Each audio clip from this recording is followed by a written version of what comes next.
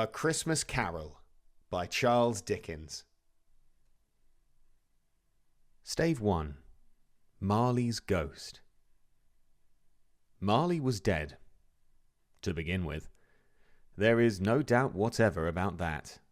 The register of his burial was signed by the clergyman, the clerk, the undertaker, and the chief mourner. Scrooge signed it, and Scrooge's name was good upon change for anything as he chose to put his hand to. Old Marley was dead as a doornail. Mind, I don't mean to say that I know of my own knowledge what there is particularly dead about a doornail. I might have been inclined myself to regard a coffin nail as the deadest piece of ironmongery in the trade, but the wisdom of our ancestors is in the simile, and my unhallowed hands shall not disturb it, or the country's done for. You will, therefore, permit me to repeat emphatically that Marley was as dead as a doornail. Scrooge knew he was dead. Of course he did. How could it be otherwise? Scrooge and he were partners for I don't know how many years. Scrooge was his sole executor, his sole administrator, his sole assign, his sole residuary legatee, his sole friend, and sole mourner. And even Scrooge was not so dreadfully cut up by the sad event, but that he was an excellent man of business on the very day of the funeral, and solemnized it with an undoubted bargain. The mention of Marley's funeral brings me back to the point I started from. There is no doubt that Marley was dead. This must be distinctly understood, or nothing wonderful can come of the story I'm going to relate. If we were not perfectly convinced that Hamlet's father died before the play began, there would be nothing more remarkable in his taking a stroll at night in an easterly wind upon his own ramparts than there would be in any other middle-aged gentleman rashly turning out after dark in a breezy spot, say St. Paul's churchyard for instance, literally to astonish his son's weak mind.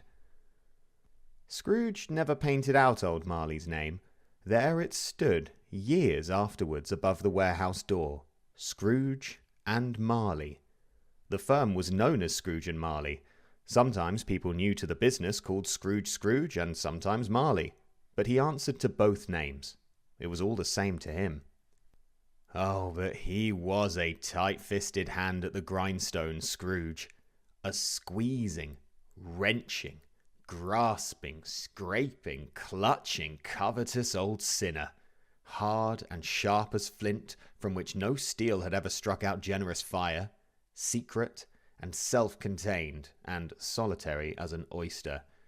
The cold within him froze his old features, nipped his pointed nose, shriveled his cheek, stiffened his gait, made his eyes red, his thin lips blue, and spoke out shrewdly in his grating voice. A frosty rime was on his head and on his eyebrows, and his wiry chin. He carried his own low temperature always about with him. He iced his office in the dog days, and didn't thaw it 1 degree at Christmas. External heat and cold had little influence on Scrooge. No warmth could warm, nor wintry weather chill him. No wind that blew was bitterer than he. No falling snow was more intent upon its purpose. No pelting rain less open to entreaty. Foul weather didn't know where to have him. The heaviest rain and snow and hail and sleet could boast of the advantage over him in only one respect. They often came down handsomely, and Scrooge never did. Nobody ever stopped him in the street to say with gladsome looks, "My dear Scrooge, how are you? When will you come to see me?" No beggars implored him to bestow a trifle. No children asked him what it was o'clock. No man or woman ever once in all his life inquired the way to such and such a place of Scrooge.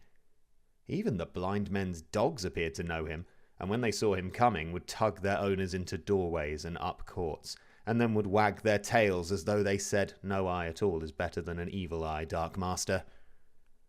But what did Scrooge care? It was the very thing he liked. To edge his way along the crowded paths of life, warning all human sympathy to keep its distance, was what the knowing ones called nuts to Scrooge. Once upon a time, of all the good days in the year on Christmas Eve, old Scrooge sat busy in his counting-house. It was cold, bleak, biting weather, foggy withal, and he could hear people in the court outside go wheezing up and down, beating their hands upon their breasts and stamping their feet upon the pavement stones to warm them. The city clocks had only just gone 3, but it was quite dark already. It had not been light all day, and candles were flaring in the windows of the neighbouring offices, like ruddy smears upon the palpable brown air. The fog came pouring in at every chink and keyhole, and was so dense without that, although the court was of the narrowest, the houses opposite were mere phantoms. To see the dingy cloud come drooping down, obscuring everything, one might have thought that nature lived hard by and was brewing on a large scale. The door of Scrooge's counting-house was open, that he might keep his eye upon his clerk, who, in a dismal little cell beyond, a sort of tank, was copying letters. Scrooge had a very small fire, but the clerk's fire was so very much smaller that it looked like one coal. But he couldn't replenish it, for Scrooge kept the coal box in his own room, and so surely as the clerk came in with the shovel, the master predicted that it would be necessary for them to part. Wherefore the clerk put on his white comforter and tried to warm himself at the candle, in which effort, not being a man of strong imagination, he failed. "A Merry Christmas, Uncle! God save you!" cried a cheerful voice. It was the voice of Scrooge's nephew, who came upon him so quickly that this was the first intimation he had of his approach. "Bah!" said Scrooge. "Humbug!" He had so heated himself with rapid walking in the fog and frost, this nephew of Scrooge's, that he was all in a glow. His face was ruddy and handsome, his eyes sparkled, and his breath smoked again. "Christmas a humbug, Uncle," said Scrooge's nephew. "You don't mean that, I'm sure." "I do," said Scrooge. "Merry Christmas! What right have you to be merry? What reason have you to be merry? You're poor enough." "Come then," returned the nephew gaily. "What right have you to be dismal? What reason have you to be morose? You're rich enough." Scrooge, having no better answer ready on the spur of the moment, said "Bah!" again, and followed it up with "Humbug!" "Don't be cross, Uncle," said the nephew. "What else can I be?" returned the uncle, "when I live in such a world of fools as this? Merry Christmas! Out upon Merry Christmas! What's Christmas time to you but a time for paying bills without money, a time for finding yourself a year older and not an hour richer, a time for balancing your books and having every item in 'em through a round dozen of months presented dead against you? If I could work my will," said Scrooge indignantly, "every idiot who goes around with Merry Christmas on his lips should be boiled with his own pudding and buried with a stake of holly through his heart. He should." "Uncle," pleaded the nephew. "Nephew," returned the uncle sternly. "Keep Christmas in your way, and let me keep it in mine." "Keep it?" repeated Scrooge's nephew. "But you don't keep it." "Let me leave it alone then," said Scrooge. "Much good may it do you, much good it has ever done you." "There are many things from which I might have derived good by which I have not profited, I dare say," returned the nephew. "Christmas among the rest.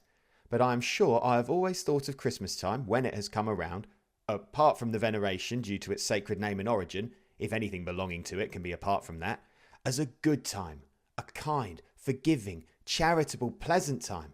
The only time I know of in the long calendar of the year when men and women seem by one consent to open their shut-up hearts freely, and to think of people below them as if they really were fellow passengers to the grave, and not another race of creatures bound on other journeys. And therefore, Uncle, though it has never put a scrap of gold or silver in my pocket, I believe that it has done me good, and will do me good, and I say God bless it."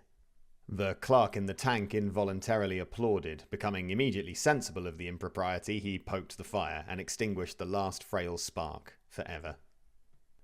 "Let me hear another sound from you," said Scrooge, "and you'll keep your Christmas by losing your situation. You're quite a powerful speaker, sir," he added, turning to his nephew. "I wonder you don't go into Parliament." "Don't be angry, Uncle. Come, dine with us tomorrow." Scrooge said that he would see him. Yes, indeed he did. He went the whole length of the expression, and said that he would see him in that extremity first. "But why?" cried Scrooge's nephew. "Why?" "Why did you get married?" said Scrooge.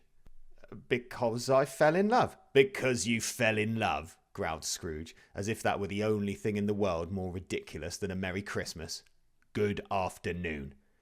Nay, uncle, but you never came to see me before that happened. Why give it as a reason for not coming now? Good afternoon, said Scrooge. I want nothing from you. I ask nothing of you. Why cannot we be friends? Good afternoon, said Scrooge.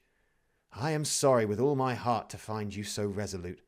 We have never had any quarrel to which I have been a party, but I have made the trial in homage to Christmas, and I'll keep my Christmas humour to the last. So, a Merry Christmas, uncle. Good afternoon, said Scrooge. And a Happy New Year. Good afternoon, said Scrooge. His nephew left the room without an angry word notwithstanding. He stopped at the outer door to bestow the greetings of the season on the clerk, who, cold as he was warmer than Scrooge, for he returned them cordially. There's another fellow, muttered Scrooge, who overheard him. My clerk, with 15 shillings a week, and a wife and family talking about a Merry Christmas. I'll retire to Bedlam. This lunatic, in letting Scrooge's nephew out, had let 2 other people in. They were portly gentlemen, pleasant to behold, and now stood with their hats off in Scrooge's office. They had books and papers in their hands, and bowed to him. Scrooge and Marley's, I believe, said one of the gentlemen, referring to his list. Have I the pleasure of addressing Mr. Scrooge or Mr. Marley?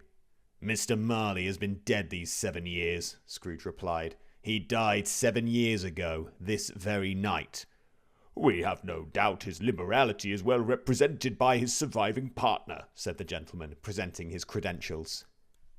It certainly was, for they had been 2 kindred spirits. At the ominous word liberality, Scrooge frowned and shook his head and handed the credentials back. At this festive season of the year, Mr. Scrooge, said the gentleman, taking up a pen, it is more than usually desirable that we should make some slight provision for the poor and destitute who suffer greatly at the present time. Many thousands are in want of common necessaries. Hundreds of thousands are in want of common comforts, sir. Are there no prisons? Asked Scrooge. Plenty of prisons, said the gentleman, laying down the pen again. And the union workhouses? Demanded Scrooge. Are they still in operation? They are still, returned the gentleman. I wish I could say they were not. The treadmill and the poor law are in full vigour, then, said Scrooge. Both very busy, sir. Oh, I was afraid from what you said at first that something had occurred to stop them in their useful course, said Scrooge. I am very glad to hear it. Under the impression that they scarcely furnish Christian cheer of mind or body to the multitude, returned the gentleman, a few of us are endeavouring to raise a fund to buy the poor some meat and drink and means of warmth. We choose this time because it is a time of all others where want is keenly felt and abundance rejoices. What shall I put you down for? Nothing, Scrooge replied. You wish to be anonymous? I wish to be left alone, said Scrooge. Since you ask me what I wish, gentlemen, that is my answer. I don't make myself merry at Christmas, and I can't afford to make idle people merry. I help to support the establishments I have mentioned. They cost enough, and those who are badly off must go there. Many can't go there, and many would rather die. If they would rather die, said Scrooge, they had better do it and decrease the surplus population. Besides, excuse me, I don't know that. But you might know it, observed the gentleman. It's not my business, Scrooge returned. It's enough for a man to understand his own business and not to interfere with other people's. Mine occupies me constantly. Good afternoon, gentlemen. Seeing clearly that it would be useless to pursue their point, the gentleman withdrew. Scrooge resumed his labours with an improved opinion of himself, and in a more facetious temper than was usual with him. Meanwhile, the fog and darkness thickened so that people ran about with flaring links, proffering their services to go before horses in carriages and conduct them on their way. The ancient tower of a church, whose gruff old bell was always peeping slyly down at Scrooge out of a Gothic window in the wall, became invisible, and struck the hours and quarters in the clouds with tremulous vibrations afterwards, as if its teeth were chattering in its frozen head up there. The cold became intense. In the main street at the corner of the court, some labourers were repairing the gas pipes and had lighted a great fire in a brazier, round which a party of ragged men and boys were gathered, warming their hands and winking their eyes before the blaze in rapture. The water plug being left in solitude, its overflowing suddenly congealed and turned to misanthropic ice. The brightness of the shops, where holly sprigs and berries crackled in the lamp heat of the windows, made pale faces ruddy as they passed. Poulterers' and grocers' trades became a splendid joke, a glorious pageant with which it was next to impossible to believe that such dull principles as bargain and sale had anything to do.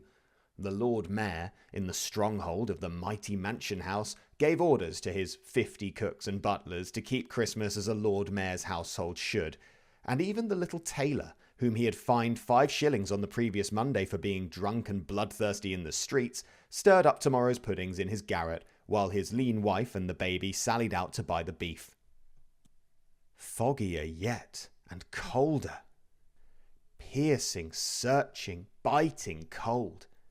If the good St. Dunstan had but nipped the evil spirit's nose with the touch of such weather as that instead of using his familiar weapons, then indeed he would have roared to lusty purpose. The owner of one scant young nose, gnawed and mumbled by the hungry cold as bones are gnawed by dogs, stopped down at Scrooge's keyhole to regale him with a Christmas carol, but at the first sound of "God bless you, merry gentlemen, may nothing you dismay," Scrooge seized the ruler with such energy of action that the singer fled in terror, leaving the keyhole to the fog and even more congenial frost. At length, the hour of shutting up the counting-house arrived. With an ill will, Scrooge dismounted from his stool and tacitly admitted the fact to the expectant clerk in the tank, who instantly snuffed his candle out and put on his hat. "You'll want all day tomorrow, I suppose," said Scrooge. "If quite convenient, sir." "It's not convenient," said Scrooge, "and it's not fair. If I was to stop half a crown for it, you'd think yourself ill-used, I'll be bound." The clerk smiled faintly. "And yet," said Scrooge, "you don't think me ill-used when I pay a day's wages for no work." The clerk observed that it was only once a year. "A poor excuse for picking a man's pocket every 25th of December," said Scrooge, buttoning his greatcoat to the chin. "But I suppose you must have the whole day. Be here all the earlier next morning." The clerk promised that he would, and Scrooge walked out with a growl. The office was closed in a twinkling, and the clerk, with the long ends of his white comforter dangling below his waist, for he boasted no greatcoat, went down a slide on Cornhill at the end of the Lane of Boys 20 times, in honour of it being Christmas Eve, and then ran home to Camden Town as hard as he could pelt to play at blind man's buff. Scrooge took his melancholy dinner in his usual melancholy tavern, and having read all the newspapers and beguiled the rest of the evening with his banker's book, went home to bed. He lived in chambers which had once belonged to his deceased partner.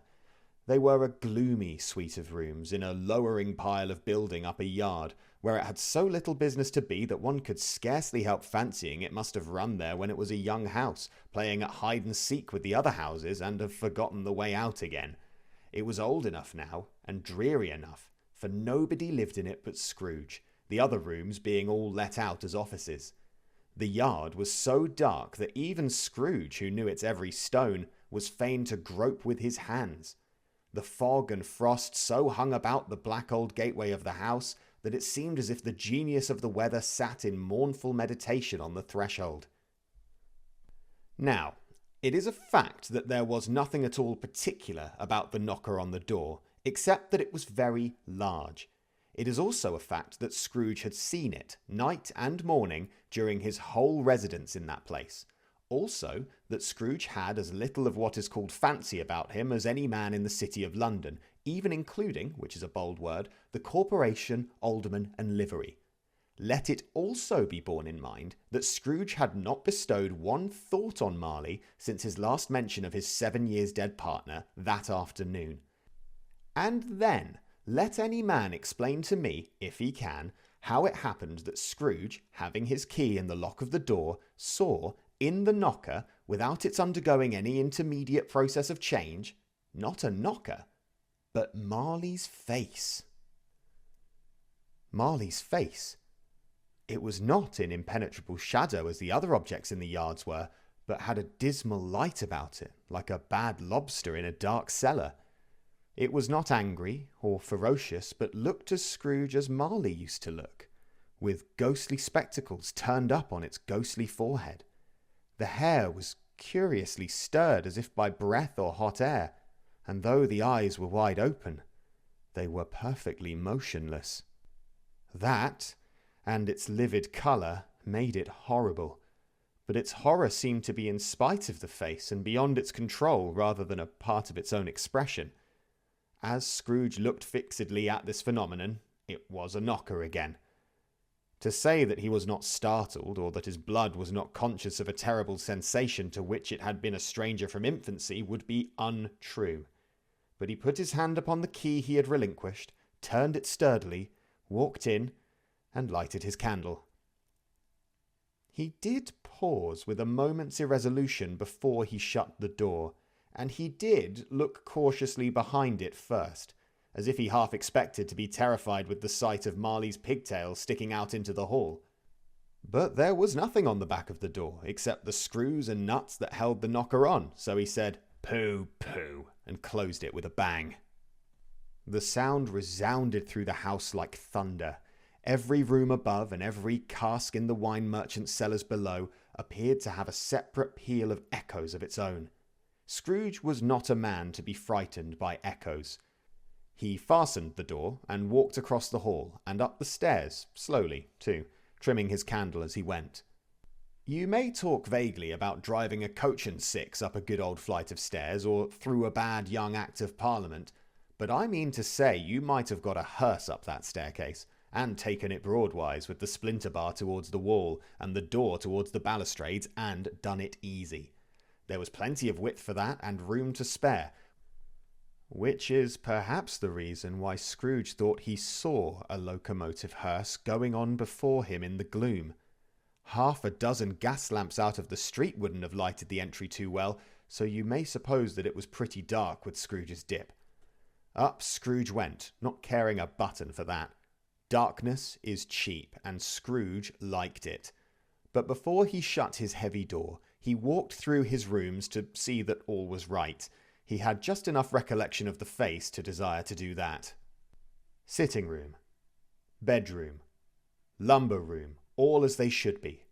Nobody under the table, nobody under the sofa, a small fire in the grate, spoon and basin ready, and the little saucepan of gruel, Scrooge had a cold in his head, upon the hob. Nobody under the bed, nobody in the wardrobe, nobody in his dressing gown, which was hanging up in a suspicious attitude against the wall, lumber room as usual, old fireguard, old shoes, 2 fish baskets, washing stand on 3 legs, and a poker. Quite satisfied, he closed his door, and locked himself in. Double-locked himself in, which was not his custom. Thus secured against surprise, he took off his cravat, put on his dressing gown and slippers and his nightcap, and sat down before the fire to take his gruel. It was a very low fire indeed, nothing on such a bitter night. He was obliged to sit close to it and brood over it before he could extract the least sensation of warmth from such a handful of fuel. The fireplace was an old one, built by some Dutch merchant long ago and paved all round with quaint Dutch tiles, designed to illustrate the scriptures.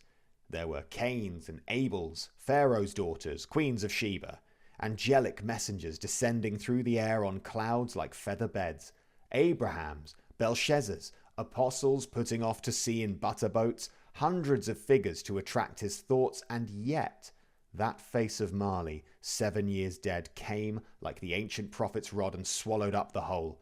If each smooth tile had been a blank at first with power to shape some picture on its surface from the disjointed fragments of his thoughts, there would have been a copy of old Marley's head on every one. "Humbug," said Scrooge, and walked across the room. After several turns, he sat down again. As he threw his head back in the chair, his glance happened to rest upon a bell. A disused bell that hung in the room and communicated, for some purpose now forgotten, with a chamber in the highest story of the building. It was with great astonishment and with a strange, inexplicable dread that as he looked, he saw this bell begin to swing.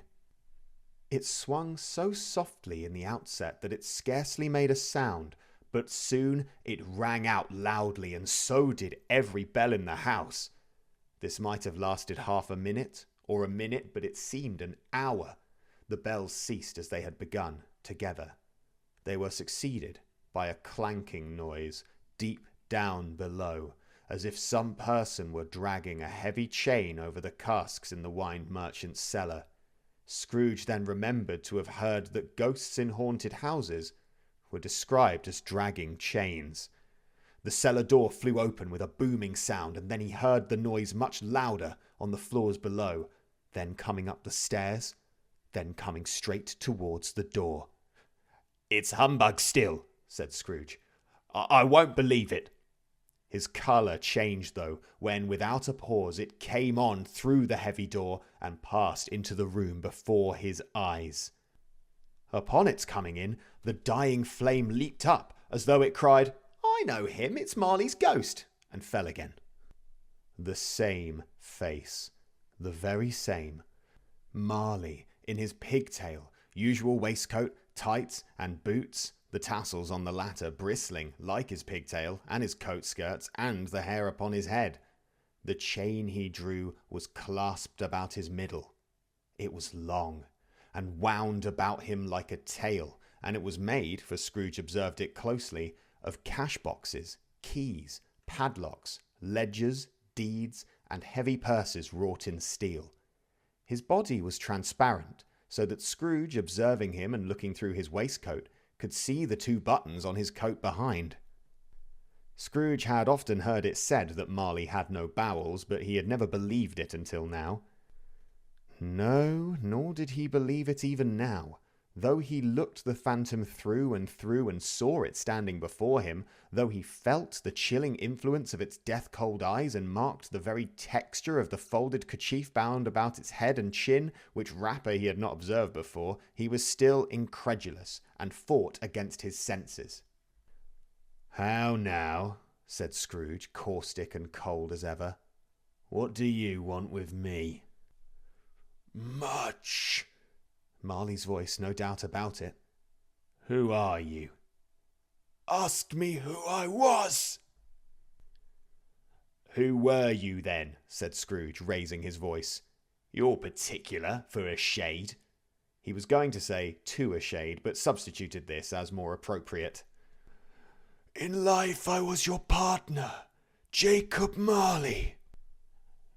Can you sit down?" asked Scrooge, looking doubtfully at him. "I can." "Do it, then." Scrooge asked the question because he didn't know whether a ghost so transparent might find himself in a condition to take a chair, and felt that in the event of it being impossible, it might involve the necessity of an embarrassing explanation. But the ghost sat down on the opposite side of the fireplace as if he were quite used to it. "You don't believe in me," observed the ghost.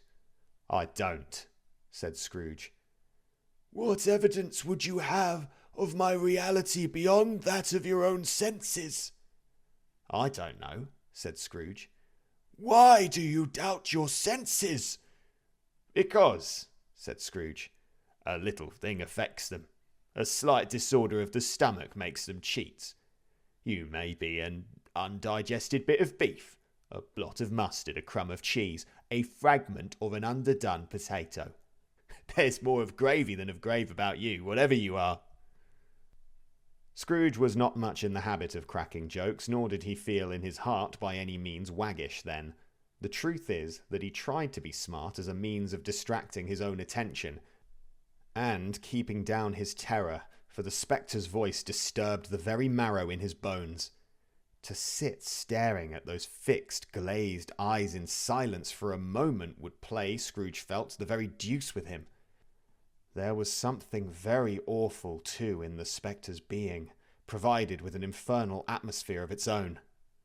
Scrooge could not feel it himself, but this was clearly the case, for though the ghost sat perfectly motionless, its hair and skirts and tassels were still agitated as by the hot vapour from an oven. "You see this toothpick," said Scrooge, returning quickly to the charge, for the reason just assigned, and wishing, though it were only for a second, to divert the vision's stony gaze from himself. "I do," replied the ghost.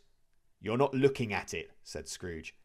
"But I see it," said the ghost, "notwithstanding." "Well," returned Scrooge, "I have but to swallow this and be for the rest of my days persecuted by a legion of goblins, all of my own creation. Humbug, I tell you. Humbug." At this the spirit raised a frightful cry, and shook its chain with such a dismal and appalling noise that Scrooge held on tight to his chair to save himself from falling in a swoon. But how much greater was his horror when the phantom, taking off the bandage round his head as if it were too warm to wear indoors, its lower jaw dropped down upon its breast. Scrooge fell upon his knees and clasped his hands before his face. "Mercy!" he said. "Dreadful apparition, why do you trouble me?" "Man of the worldly mind," replied the ghost, "do you believe in me or not?" "I do," said Scrooge. "I must. But why do spirits walk the earth, and why do they come to me?" "It is required of every man," the ghost returned, "that the spirit within him should walk abroad among his fellow men, and travel far and wide. And if that spirit goes not forth in life, it is condemned to do so after death. It is doomed to wander through the world. Oh, woe is me! And witness what it cannot share, but might have shared on earth and turned to happiness."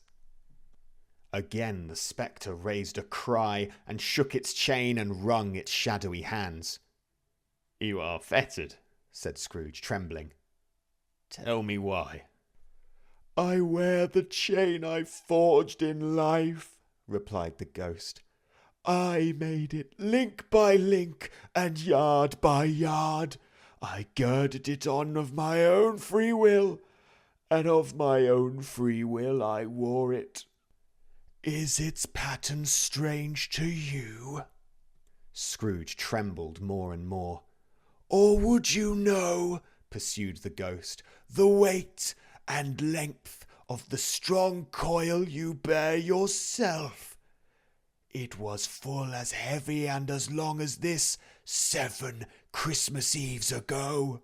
You have laboured on it since. It is a ponderous chain." Scrooge glanced about him on the floor in the expectation of finding himself surrounded by some 50 or 60 fathoms of iron cable, but he could see nothing. "Jacob," he said imploringly. "Oh, Jacob Marley, tell me more. Speak comfort to me, Jacob." "I have none to give," the ghost replied. "It comes from other regions, Ebenezer Scrooge, and is conveyed by other ministers to other kinds of men. Nor can I tell you what I would. A very little more is all permitted to me. I cannot rest. I cannot stay. I cannot linger anywhere. My spirit never walked beyond our counting-house, mark me. In life, my spirit never roved beyond the narrow limits of our money-changing hole, and weary journeys lie before me." It was a habit with Scrooge whenever he became thoughtful to put his hands in his breeches pockets. Pondering on what the ghost had said, he did so now, but without lifting up his eyes or getting off his knees. "You must have been very slow about it, Jacob," Scrooge observed in a business-like manner, though with humility and deference. "Slow?" the ghost repeated. 7 years dead," mused Scrooge. "And travelling all the time?" "The whole time," said the ghost. "No rest, no peace, incessant torture of remorse." "You travel fast?" said Scrooge. "On the wings of the wind," replied the ghost. "You might have got over a great quantity of ground in 7 years," said Scrooge. The ghost, on hearing this, set up another cry, and clanked its chain so hideously in the dead silence of the night that the ward would have been justified in indicting it for a nuisance. "O captive, bound and double-ironed," cried the phantom, Not to know that ages of incessant labour by immortal creatures for this earth must pass into eternity before the good of which it is susceptible is all developed. Not to know that any Christian spirit working kindly in its little sphere, wherever it may be, will find its mortal life too short for its vast means of usefulness. Not to know that no space of regret can make amends for one's life's opportunities misused. Yet such was I. Oh, such was I. But you were always a good man of business, Jacob, faltered Scrooge, who now began to apply this to himself. Business? Cried the ghost, wringing its hands again. Mankind was my business. The common welfare was my business. Charity, mercy, forbearance, and benevolence were all my business. The dealings of my trade were but a drop of water in the comprehensive ocean of my business. It held up its chain at arm's length, as if that were the cause of all its unavailing grief, and flung it heavily upon the ground again. At this time of the rolling year, the spectre said, I suffer most. Why did I walk through crowds of fellow beings with my eyes turned down, and never raise them to that blessed star which led the wise men to a poor abode? Were there no poor homes to which its light would have conducted me? Scrooge was very much dismayed to hear the spectre going on at this rate, and began to quake exceedingly. Hear me, cried the ghost. My time is nearly gone. I will, said Scrooge. But don't be hard upon me. Don't be flowery, Jacob, pray. How it is that I appear before you in a shape that you can see I may not tell.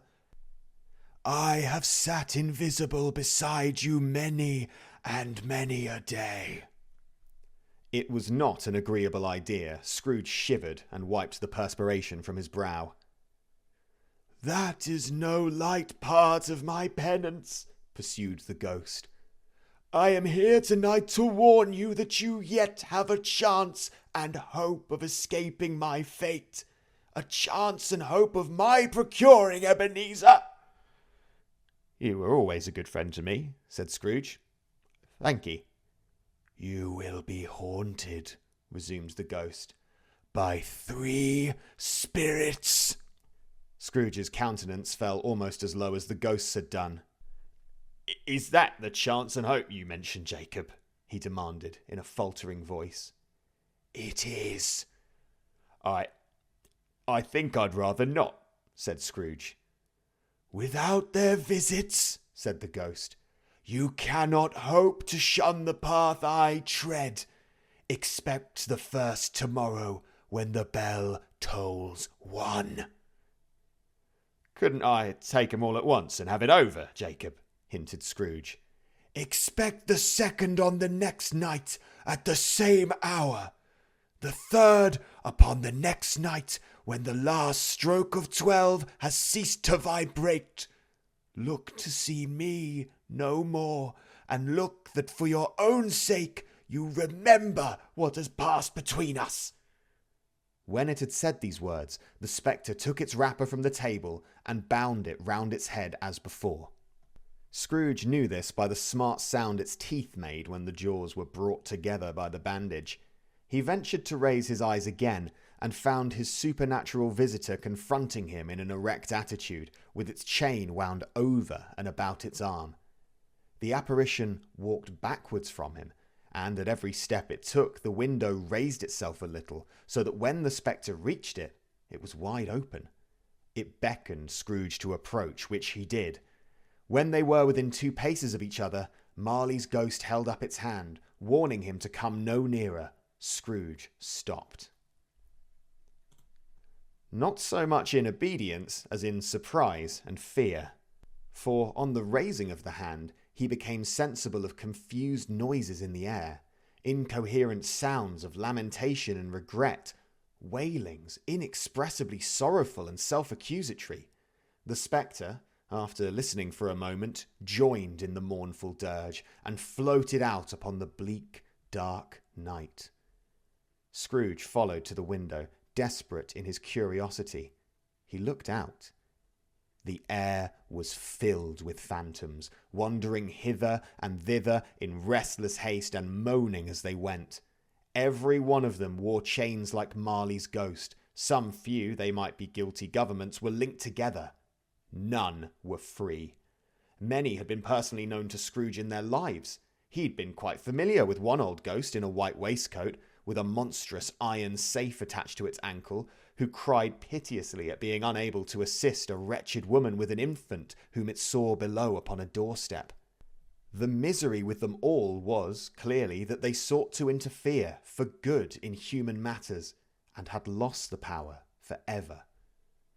Whether these creatures faded into mist or mist enshrouded them, he could not tell, but they and their spirit voices faded together, and the night became as it had been when he walked home. Scrooge closed the window and examined the door by which the ghost had entered. It was double locked, as he had locked it with his own hands, and the bolts were undisturbed.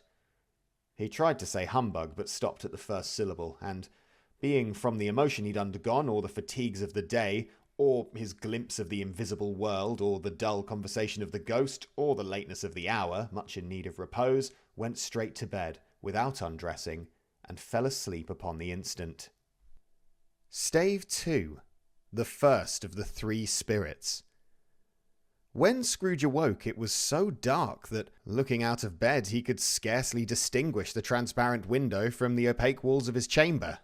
He was endeavouring to pierce the darkness with his ferret eyes when the chimes of a neighbouring church struck the 4 quarters. So he listened for the hour.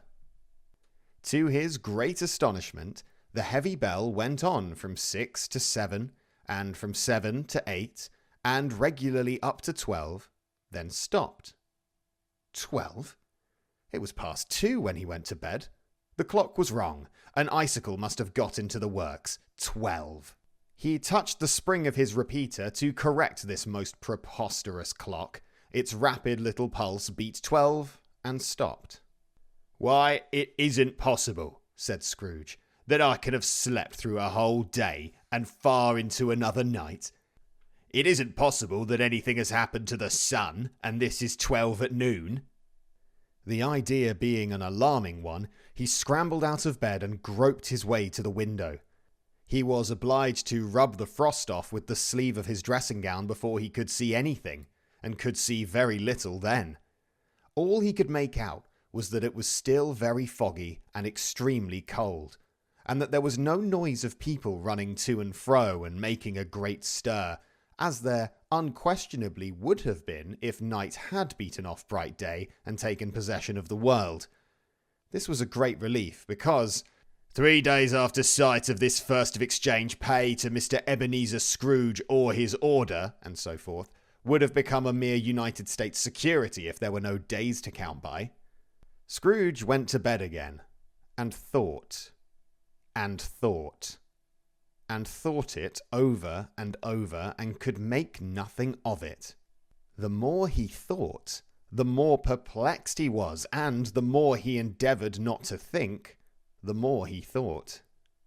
Marley's ghost bothered him exceedingly. Every time he resolved within himself, after mature inquiry, that it was all a dream, his mind flew back again, like a strong spring released, to its first position, and presented the same problem to be worked all through. Was it a dream or not? Scrooge lay in this state until the chime had gone 3 quarters more, when he remembered, on a sudden, that the ghost had warned him of a visitation when the bell tolled 1. He resolved to lie awake until the hour was past, and, considering that he could no more go to sleep than go to heaven, this was perhaps the wisest resolution in his power. The quarter was so long that he was more than once convinced he must have sunk into a doze unconsciously and missed the clock. At length it broke upon his listening ear. "Ding dong!" "A quarter past," said Scrooge, counting. Ding, ding. 1/2 past, said Scrooge. Ding, ding. 1/4 to it, said Scrooge. Ding, ding. The hour itself, said Scrooge triumphantly, and nothing else. He spoke before the hour bell sounded, which it now did, with a deep, dull, hollow, melancholy 1. Light flashed up in the room upon the instant, and the curtains of his bed were drawn. The curtains of his bed were drawn aside, I tell you, by a hand. Not the curtains at his feet, nor the curtains at his back, but those to which his face was addressed. The curtains of his bed were drawn aside, and Scrooge, starting up into a half-recumbent attitude, found himself face to face with the unearthly visitor who drew them, as close to it as I am now to you, and I am standing in the spirit at your elbow. It was a strange figure, like a child, yet not so like a child as like an old man, viewed through some supernatural medium, which gave him the appearance of having receded from the view and being diminished to a child's proportions. Its hair, which hung about its neck and down its back, was white as if with age, and yet the face had not a wrinkle in it, and the tenderest bloom was on the skin. The arms were very long and muscular, the hands the same, as if its hold were of uncommon strength. Its legs and feet, most delicately formed, were, like those upper members, bare. It wore a tunic of the purest white, and round its waist was bound a lustrous belt, the sheen of which was beautiful. It held a branch of fresh green holly in its hand, and, in singular contradiction of that wintry emblem, had its dress trimmed with summer flowers. But the strangest thing about it was that from the crown of its head there sprung a bright, clear jet of light, by which all this was visible, and which was doubtless the occasion of its using, in its duller moments, a great extinguisher for a cap which it now held under its arm. Even this, though, when Scrooge looked at it with increasing steadiness, was not its strangest quality. For as its belt sparkled and glittered, now in one part and now in another, and what was light one instant at another time was dark, so the figure itself fluctuated in its distinctness, being now a thing with one arm, now with one leg, now with 20 legs, now a pair of legs without a head, now a head without a body, of which dissolving parts no outline would be visible in the dense gloom wherein they melted away.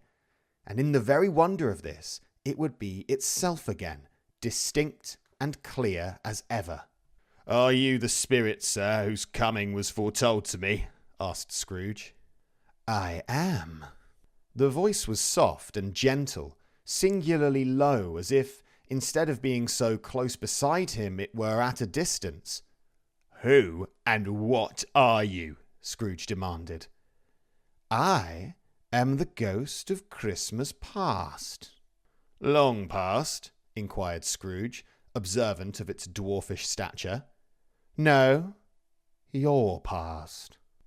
Perhaps Scrooge could not have told anybody why, if anybody could have asked him, but he had a special desire to see the spirit in its cap, and begged him to be covered. "What?" exclaimed the ghost. "Would you so soon put out, with worldly hands, the light I give?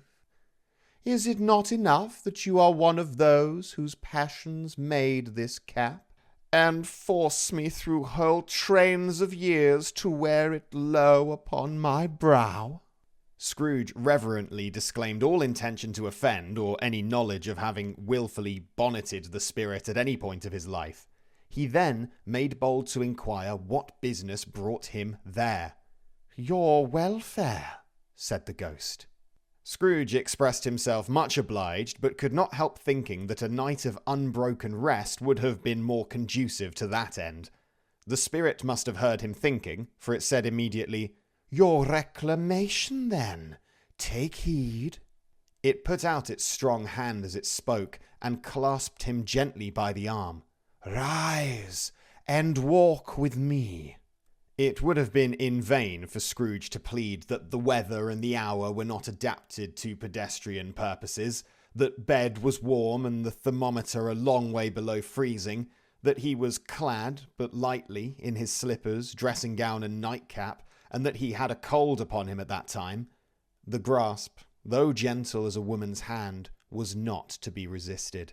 He rose, but finding that the spirit made towards the window, clasped its robe in supplication. "I am a mortal," Scrooge remonstrated, "and liable to fall." "Bear but a touch of my hand there," said the spirit, laying it upon his heart, "and you shall be upheld in more than this." As the words were spoken, they passed through the wall and stood upon an open country road, with fields on either hand. The city had entirely vanished. Not a vestige of it was to be seen. The darkness and the mist had vanished with it, for it was a clear, cold winter day with the snow upon the ground. "Good heaven," said Scrooge, clasping his hands together as he looked about him. "I was bred in this place. I was a boy here." The spirit gazed upon him mildly. Its gentle touch, though it had been light and instantaneous, appeared still present to the old man's sense of feeling. He was conscious of 1,000 odours floating in the air, each one connected with 1,000 thoughts, and hopes, and joys, and cares long, long forgotten. "Your lip is trembling," said the ghost, "and what is that upon your cheek?" Scrooge muttered with an unusual catching in his voice that it was a pimple, and begged the ghost to lead him where he would. "You recollect the way?" inquired the spirit. "Remember it?" cried Scrooge with fervour. "I could walk it blindfold." "Strange to have forgotten it for so many years," observed the ghost. "Let us go on." They walked along the road, Scrooge recognizing every gate and post and tree, until a little market town appeared in the distance, with its bridge, its church, and winding river. Some shaggy ponies now were seen trotting towards them with boys upon their backs, who called to other boys in country gigs and carts, driven by farmers. All these boys were in great spirits and shouted to each other, until the broad fields were so full of merry music that the crisp air laughed to hear it. "These are but the shadows of things that have been," said the ghost. "They have no consciousness of us." The jocund travellers came on, and as they came, Scrooge knew and named them every one. Why was he rejoiced beyond all bounds to see them? Why did his cold eye glisten and his heart leap up as they went past? Why was he filled with gladness when he heard them give each other Merry Christmas as they parted at crossroads and byways for their several homes? What was Merry Christmas to Scrooge? Out upon Merry Christmas! What good had it ever done to him? "The school is not quite deserted," said the ghost. "A solitary child, neglected by his friends, is left there still." Scrooge said he knew it, and he sobbed. They left the high road by a well-remembered lane and soon approached a mansion of dull brick, with a little weathercock-surmounted cupola on the roof and a bell hanging in it. It was a large house, but one of broken fortunes, for the spacious offices were little used. Their walls were damp and mossy, their windows broken, and their gates decayed. Fowls clucked and strutted in the stables, and the coach-houses and sheds were overrun with grass. Nor was it more retentive of its ancient state within, for entering the dreary hall and glancing through the open doors of many rooms, they found them poorly furnished, cold, and vast. There was an earthy savour in the air, a chilly bareness in the place, which associated itself somehow with too much getting up by candlelight and not too much to eat. They went, the ghost and Scrooge, across the hall to the door at the back of the house. It opened before them and disclosed a long, bare, melancholy room, made barer still by lines of plain deal forms and desks. At one of these, A lonely boy was reading near a feeble fire, and Scrooge sat down upon a form and wept to see his poor forgotten self as he had used to be. Not a latent echo in the house, not a squeak and scuffle from the mice behind the panelling, not a drip from the half-thawed waterspout in the dull yard behind, not a sigh among the leafless boughs of one despondent poplar, not the idle swinging of an empty storehouse door. No, not a clicking in the fire but fell upon the heart of Scrooge with softening influence, and gave a freer passage to his tears. The spirit touched him on the arm and pointed to his younger self, intent upon his reading. Suddenly, a man in foreign garments, wonderfully real and distinct to look at, stood outside the window, with an axe stuck in his belt, and leading an ass laden with wood by the bridle. "Why, it's Ali Baba!" Scrooge exclaimed in ecstasy. "It's dear, old, honest Ali Baba. Yes, I know. One Christmas time, when yonder solitary child was left here all alone, he did come, for the first time, just like that. Poor boy." "And Valentine," said Scrooge. "And his wild brother, Orson, there they go. And what's his name? Who was put down in his drawers asleep at the gates of Damascus? Don't you see him? And the Sultan's groom turned upside down by the genie. There he is upon his head. Serve him right, I'm glad of it. What business had he to be married to the princess?" To hear Scrooge expending all the earnestness of his nature on such subjects, in a most extraordinary voice between laughing and crying, and to see his heightened and excited face, would have been a surprise to his business friends in the city indeed. "There's the parrot," cried Scrooge. "Green body and yellow tail, with a thing like a lettuce growing out of the top of his head. There he is. Poor Robin Crusoe, he called him, when he came home again after sailing round the island. Poor Robin Crusoe, where have you been, Robin Crusoe?" The man thought he was dreaming, but he wasn't. It was the parrot, you know. There goes Friday, running for his life to the little creek. "Hello! Who? Hello!" Then, with a rapidity of transition very foreign to his usual character, he said, in pity for his former self, "Poor boy," and cried again. "I wish," Scrooge muttered, putting his hand in his pocket and looking about him, after drying his eyes with his cuff. "But it's too late now." "What is the matter?" asked the spirit. "Nothing," said Scrooge. "Nothing. There was a boy singing a Christmas carol at my door last night. I should like to have given him something. That's all." The ghost smiled thoughtfully and waved its hand, saying as it did so, "Let us see another Christmas." Scrooge's former self grew larger at the words, and the room became a little darker and more dirty. The panels shrunk, the windows cracked, fragments of plaster fell out of the ceiling, and the naked laths were shown instead. But how all this was brought about, Scrooge knew no more than you do. He only knew that it was quite correct, that everything had happened so, that there he was, alone again, when all the other boys had gone home for the jolly holidays. He was not reading now, but walking up and down despairingly. Scrooge looked at the ghost and, with a mournful shaking of his head, glanced anxiously towards the door. It opened, and a little girl, much younger than the boy, came darting in, and, putting her arms about his neck and often kissing him, addressed him as her dear, dear brother. "I've come to bring you home, dear brother," said the child, clapping her tiny hands and bending down to laugh. "To bring you home, home, home." "Home, little Fan?" returned the boy. "Yes," said the child, brimful of glee. "Home for good and all. Home for ever and ever. Father is so much kinder than he used to be that home's like heaven. He spoke so gently to me one dear night when I was going to bed that I was not afraid to ask him once more if you might come home, and he said, yes, you should, and sent me in a coach to bring you. And you're to be a man," said the child, opening her eyes, "and are never to come back here. But first, we're to be together all the Christmas long and have the merriest time in all the world." "You're quite a woman, little Fan," exclaimed the boy. She clapped her hands and laughed, and tried to touch his head, but being too little, laughed again and stood on tiptoe to embrace him. Then she began to drag him in her childish eagerness towards the door, and he, nothing loath to go, accompanied her.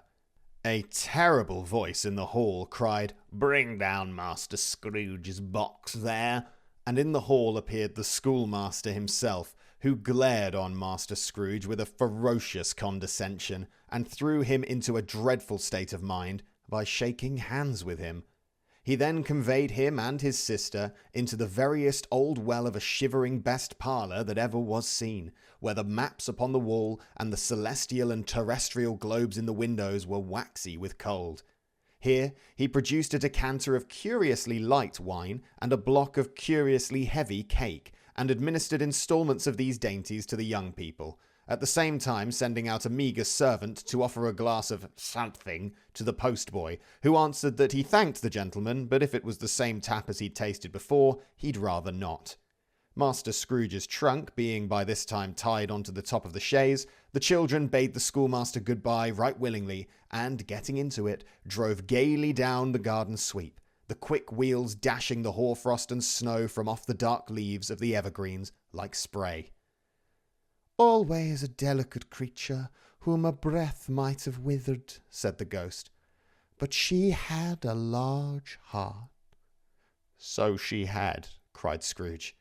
"You're right, I'll not gainsay it, spirit, God forbid." "She died a woman," said the ghost, "and had, as I think, children." "One child," Scrooge returned.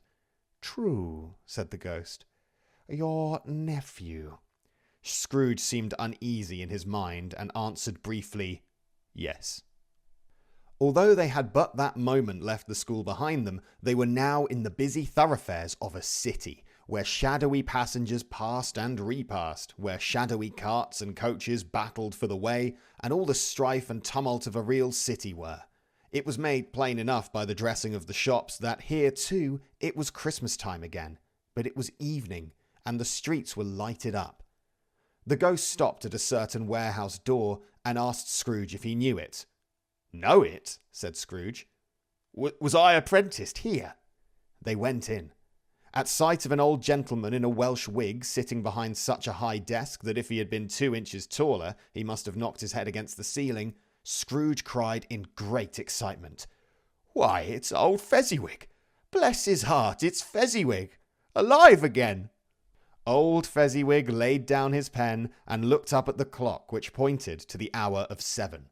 He rubbed his hands, adjusted his capacious waistcoat, laughed all over himself from his shoes to his organ of benevolence, and called out in a comfortable, oily, rich, fat, jovial voice, "Yo-ho there, Ebenezer! Dick!" Scrooge's former self, now grown a young man, came briskly in, accompanied by his fellow prentice. "Dick Wilkins, to be sure," said Scrooge to the ghost. "Bless me, yes, there he is. He was very much attached to me, was Dick, poor Dick. Dear, dear." "Yo-ho, my boys," said Fezziwig. "No more work tonight. Christmas Eve, Dick. Christmas, Ebenezer. Let's have the shutters up," cried old Fezziwig, with a sharp clap of his hands, "before a man can say Jack Robinson." You wouldn't believe how those two fellows went at it. They charged into the street with the shutters. 1, 2, 3, had 'em up in their places. 4, 5, 6, barred 'em and pinned 'em. 7, 8, 9, and came back before you could have got to 12, panting like racehorses. "Hilly-ho!" cried old Fezziwig, skipping down from the high desk with wonderful agility. "Clear away, my lads, and let's have a lot of room here. Hilly-ho, Dick! Cheer up, Ebenezer!" Clear away? There was nothing they wouldn't have cleared away, or couldn't have cleared away, with old Fezziwig looking on. It was done in a minute. Every movable was packed off as if it were dismissed from public life for evermore. The floor was swept and watered, the lamps were trimmed, fuel was heaped upon the fire, and the warehouse was as snug and warm and dry and bright a ballroom as you would desire to see upon a winter's night. In came a fiddler with a music book, and went up to the lofty desk and made an orchestra of it, and tuned like 50 stomachaches. In came Mrs. Fezziwig, one vast substantial smile. In came the 3 Miss Fezziwigs, beaming and lovable. In came the 6 young followers whose hearts they broke. In came all the young men and women employed in the business. In came the housemaid with her cousin, the baker. In came the cook with her brother's particular friend, the milkman. In came the boy from over the way, who was suspected of not having board enough from his master, trying to hide himself behind the girl from next door but one, who was proved to have had her ears pulled by her mistress. In they all came, one after another, some shyly, some boldly, some gracefully, some awkwardly, some pushing, some pulling. In they all came, anyhow and everyhow. Away they all went, 20 couples at once, hands half round and back again the other way, down the middle and up again, round and round in various stages of affectionate grouping. Old top couple always turning up in the wrong place, new top couple starting off again as soon as they got there. All top couples at last, and not a bottom one to help them. When this result was brought about, old Fezziwig, clapping his hands to stop the dance, cried out, "Well done!" and the fiddler plunged his hot face into a pot of porter, especially provided for that purpose. But scorning rest upon his reappearance, he instantly began again, though there were no dancers yet, as if the other fiddler had been carried home exhausted on a shutter, and he were a brand new man, resolved to beat him out of sight or perish. There were more dances, and there were forfeits, and more dances, and there was cake, and there was negus, and there was a great piece of cold roast, and there was a great piece of cold boiled, and there were mince pies, and plenty of beer. But the great effect of the evening came after the roast and boiled, when the fiddler, an artful dog, mind, the sort of man who knew his business better than you or I could have told it him, struck up Sir Roger de Coverley. Then old Fezziwig stood out to dance with Mrs. Fezziwig, top couple too, with a good stiff piece of work cut out for them, 3 or 4 and 20 pair of partners, people who were not to be trifled with, people who would dance and had no notion of walking.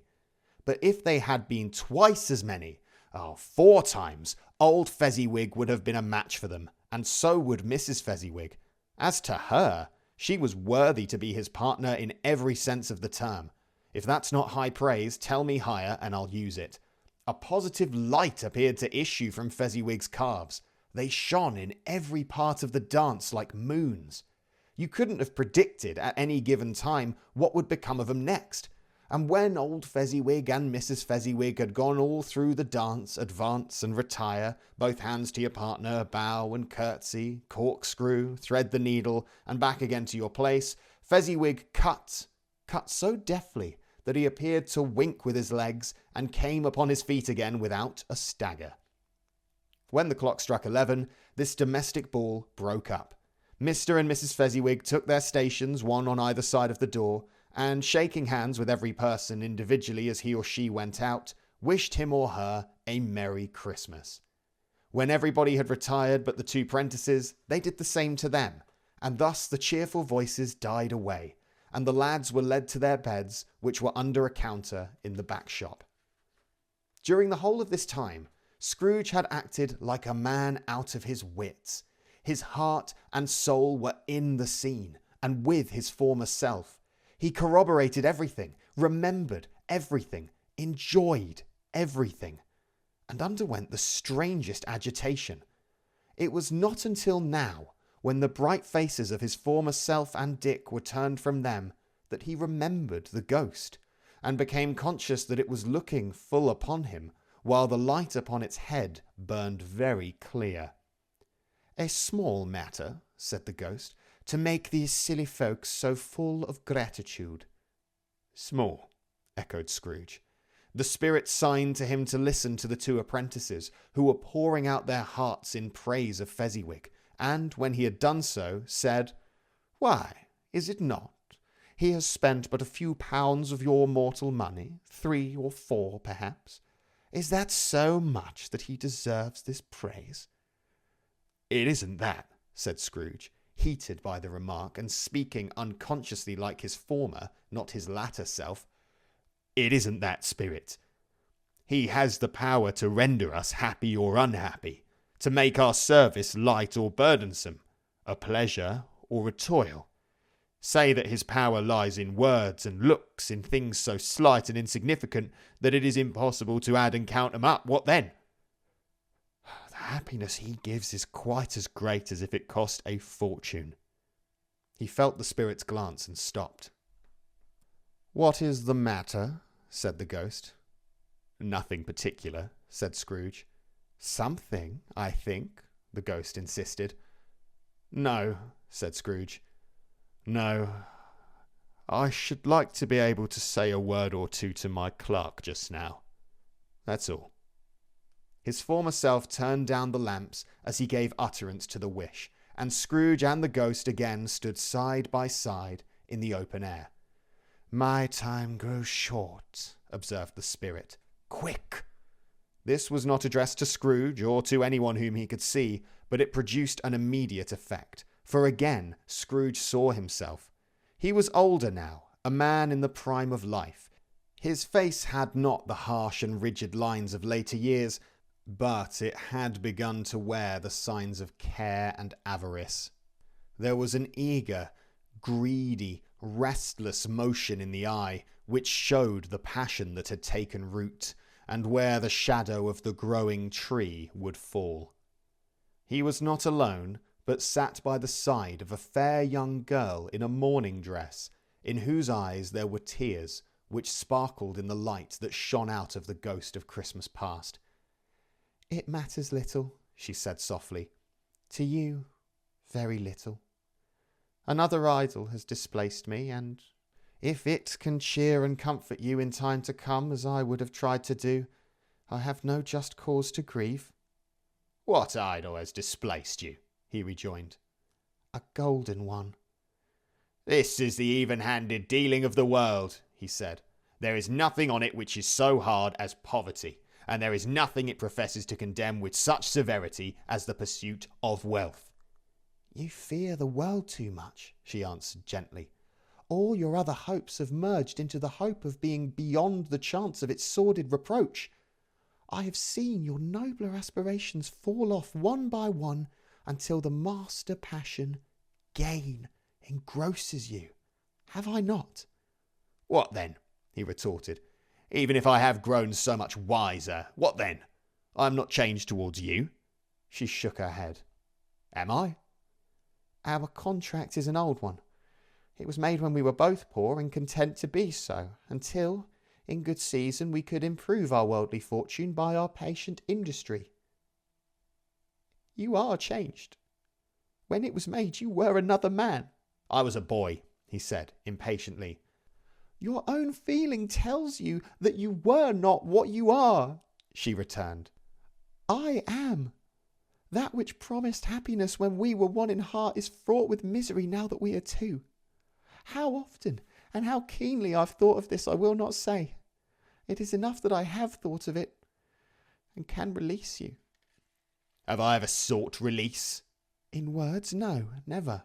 "In what then?"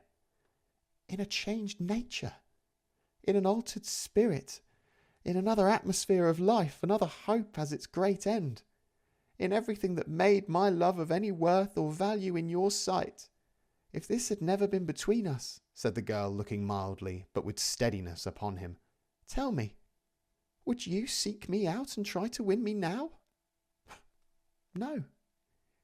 He seemed to yield to the justice of this supposition in spite of himself, but he said, with a struggle, "You think not?" "I would gladly think otherwise if I could," she answered.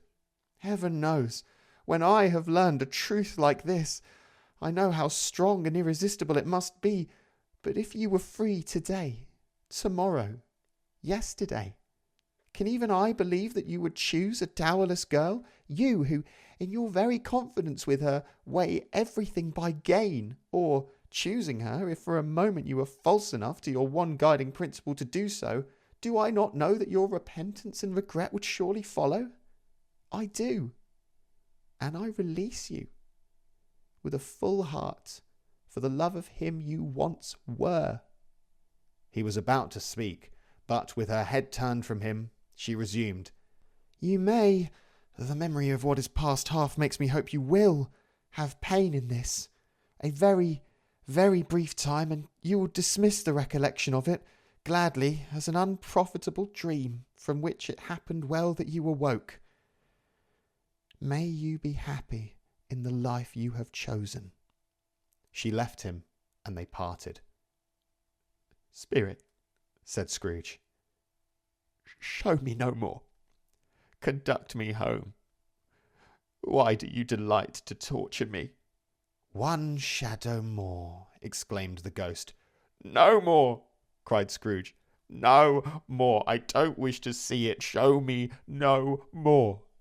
But the relentless ghost pinioned him in both his arms and forced him to observe what happened next. They were in another scene and place, a room, not very large or handsome, but full of comfort. Near to the winter fire sat a beautiful young girl, so like the last that Scrooge believed it was the same, until he saw her, now a comely matron, sitting opposite her daughter. The noise in this room was perfectly tumultuous, for there were more children there than Scrooge in his agitated state of mind could count. And unlike the celebrated herd in the poem, they were not 40 children conducting themselves like one, but every child was conducting itself like 40. The consequences were uproarious beyond belief, but no one seemed to care. On the contrary, the mother and daughter laughed heartily, and enjoyed it very much, and the latter, soon beginning to mingle in the sports, got pillaged by the young brigands most ruthlessly. What would I not have given to be one of them? Though I never could have been so rude. No. I wouldn't for the wealth of all the world have crushed that braided hair and torn it down, and for the precious little shoe I wouldn't have plucked it off, God bless my soul, to save my life. As for measuring her waist in sport, as they did, bold young brood, I couldn't have done it. I should have expected my arm to have grown round it for a punishment and never come straight again. And yet I should have dearly liked, I own, to have touched her lips, to have questioned her that she might have opened them, to have looked upon the lashes of her downcast eyes and never raised a blush, to have let loose waves of hair, an inch of which would be a keepsake beyond price. In short, I should have liked, I do confess, to have had the lightest license of a child, and yet to have been man enough to know its value. But now a knocking at the door was heard, and such a rush immediately ensured that she, with laughing face and plundered dress, was borne towards it in the centre of a flushed and boisterous group, just in time to greet the father, who came home attended by a man laden with Christmas toys and presents. Then the shouting and the struggling, and the onslaught that was made on the defenceless porter, the scaling him with chairs for ladders to dive into his pockets, despoil him of brown paper parcels, hold on tight by his cravat, hug him round the neck, pummel his back and kick his legs in irrepressible affection. The shouts of wonder and delight with which the development of every package was received. The terrible announcement that the baby had been taken in the act of putting a doll's frying pan in its mouth, and was more than suspected of having swallowed a fictitious turkey glued on a wooden platter. The immense relief of finding this a false alarm. The joy and gratitude and ecstasy. They are all indescribable alike. It is enough that by degrees the children and their emotions got out of the parlour, and by one stair at a time up to the top of the house, where they went to bed and so subsided. And now Scrooge looked on more attentively than ever when the master of the house, having his daughter leaning fondly on him, sat down with her and her mother at his own fireside, and when he thought that such another creature, quite as graceful and as full of promise, might have called him father, and been a springtime in the haggard winter of his life, his sight grew very dim indeed. "Belle," said the husband, turning to his wife with a smile, "I saw an old friend of yours this afternoon." "Who was it?" "Guess." "How can I? Tut, I don't know," she added in the same breath, laughing as he laughed. "Mr. Scrooge."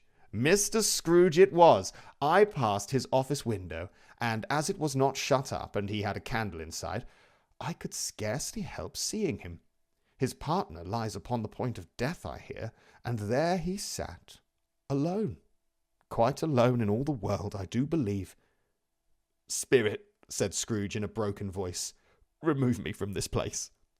"I told you, "These were the shadows of the things that have been," said the ghost.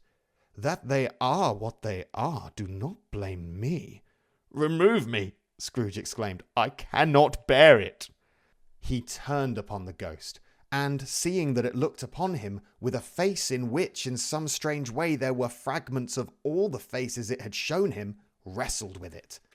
"Leave me, take me back, haunt me no longer."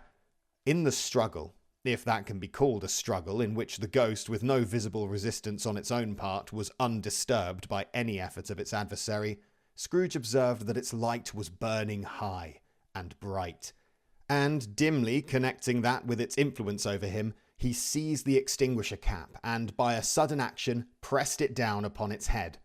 The spirit dropped beneath it so that the extinguisher covered its whole form, but though Scrooge pressed it down with all his force, he could not hide the light, which streamed from under it in an unbroken flood upon the ground. He was conscious of being exhausted and overcome by an irresistible drowsiness, and, further, of being in his own bedroom. He gave the cap a parting squeeze, in which his hand relaxed, and had barely time to reel to bed before he sank into a heavy sleep. Stave 3. The second of the three spirits. Awaking in the middle of a prodigiously tough snore and sitting up in bed to get his thoughts together, Scrooge had no occasion to be told that the bell was again upon the stroke of 1. He felt that he was restored to consciousness in the right nick of time, for the especial purpose of holding a conference with the second messenger dispatched to him through Jacob Marley's intervention. But finding that he turned uncomfortably cold when he began to wonder which of his curtains this new spectre would draw back, he put them every one aside with his own hands and, lying down again, established a sharp lookout all round the bed. For he wished to challenge the spirit on the moment of its appearance, and did not wish to be taken by surprise and made nervous. Gentlemen of the free and easy sort, who plume themselves on being acquainted with a move or two, and being usually equal to the time of day, express the wide range of their capacity for adventure by observing that they're good for anything from pitch and toss to manslaughter, between which opposite extremes, no doubt, there lies a tolerably wide and comprehensive range of subjects. Without venturing for Scrooge quite as hardly as this, I don't mind calling on you to believe that he was ready for a good broad field of strange appearances, and that nothing between a baby and a rhinoceros would have astonished him very much. Now, being prepared for almost anything, he was not by any means prepared for nothing, and consequently, when the bell struck 1 and no shape appeared, he was taken with a violent fit of trembling. 5 minutes. 10 minutes. A quarter of an hour went by, yet nothing came. All this time he lay upon his bed, the very core and centre of a blaze of ruddy light, which streamed upon it when the clock proclaimed the hour, and which, being only light, was more alarming than a dozen ghosts, as he was powerless to make out what it meant, or would be at, and was sometimes apprehensive that he might be at that very moment an interesting case of spontaneous combustion without having the consolation of knowing it. At last, however, he began to think, as you or I would have thought at first, for it is always the person not in the predicament who knows what ought to have been done in it, and would unquestionably have done it too. At last, I say, he began to think that the source and secret of this ghostly light might be in the adjoining room, from whence, on further tracing it, it seemed to shine. The idea taking full possession of his mind, he got up softly and shuffled in his slippers to the door. The moment Scrooge's hand was on the lock, a strange voice called him by his name and bade him enter. He obeyed. It was his own room, there was no doubt about that, but it had undergone a surprising transformation. The walls and ceiling were so hung with living green that it looked a perfect grove, from every part of which bright gleaming berries glistened. The crisp leaves of holly, mistletoe, and ivy reflected back the light, as if so many little mirrors had been scattered there, and such a mighty blaze went roaring up the chimney as that dull petrifaction of a hearth had ever known in Scrooge's time, or Marley's, or for many and many a winter season gone. Heaped up on the floor to form a kind of throne were turkeys, geese, game, poultry, brawn, great joints of meat, sucking pigs, long wreaths of sausages, mince pies, plum puddings, barrels of oysters, red-hot chestnuts, cherry-cheeked apples, juicy oranges, luscious pears, immense twelfth cakes, and seething bowls of punch that made the chamber dim with their delicious steam. In easy state upon this couch there sat a jolly giant, glorious to see, who bore a glowing torch, in shape not unlike Plenty's horn, and held it up, high up, to shed its light on Scrooge as he came peeping round the door. "Come in," exclaimed the ghost. "Come in, and know me better, man." Scrooge entered timidly, and hung his head before this spirit. He was not the dogged Scrooge he had been, and though the spirit's eyes were clear and kind, he did not like to meet them. "I am the ghost of Christmas Present," said the spirit. "Look upon me." Scrooge reverently did so. It was clothed in one simple deep green robe, or mantle, bordered with white fur. This garment hung so loosely on the figure that its capacious breast was bare, as if disdaining to be warded or concealed by any artifice. Its feet, observable beneath the ample folds of the garment, were also bare, and on its head it wore no other covering than a holly wreath, set here and there with shining icicles. Its dark brown curls were long and free as its genial face, its sparkling eye, its open hand, its cheery voice, its unconstrained demeanour, and its joyful air.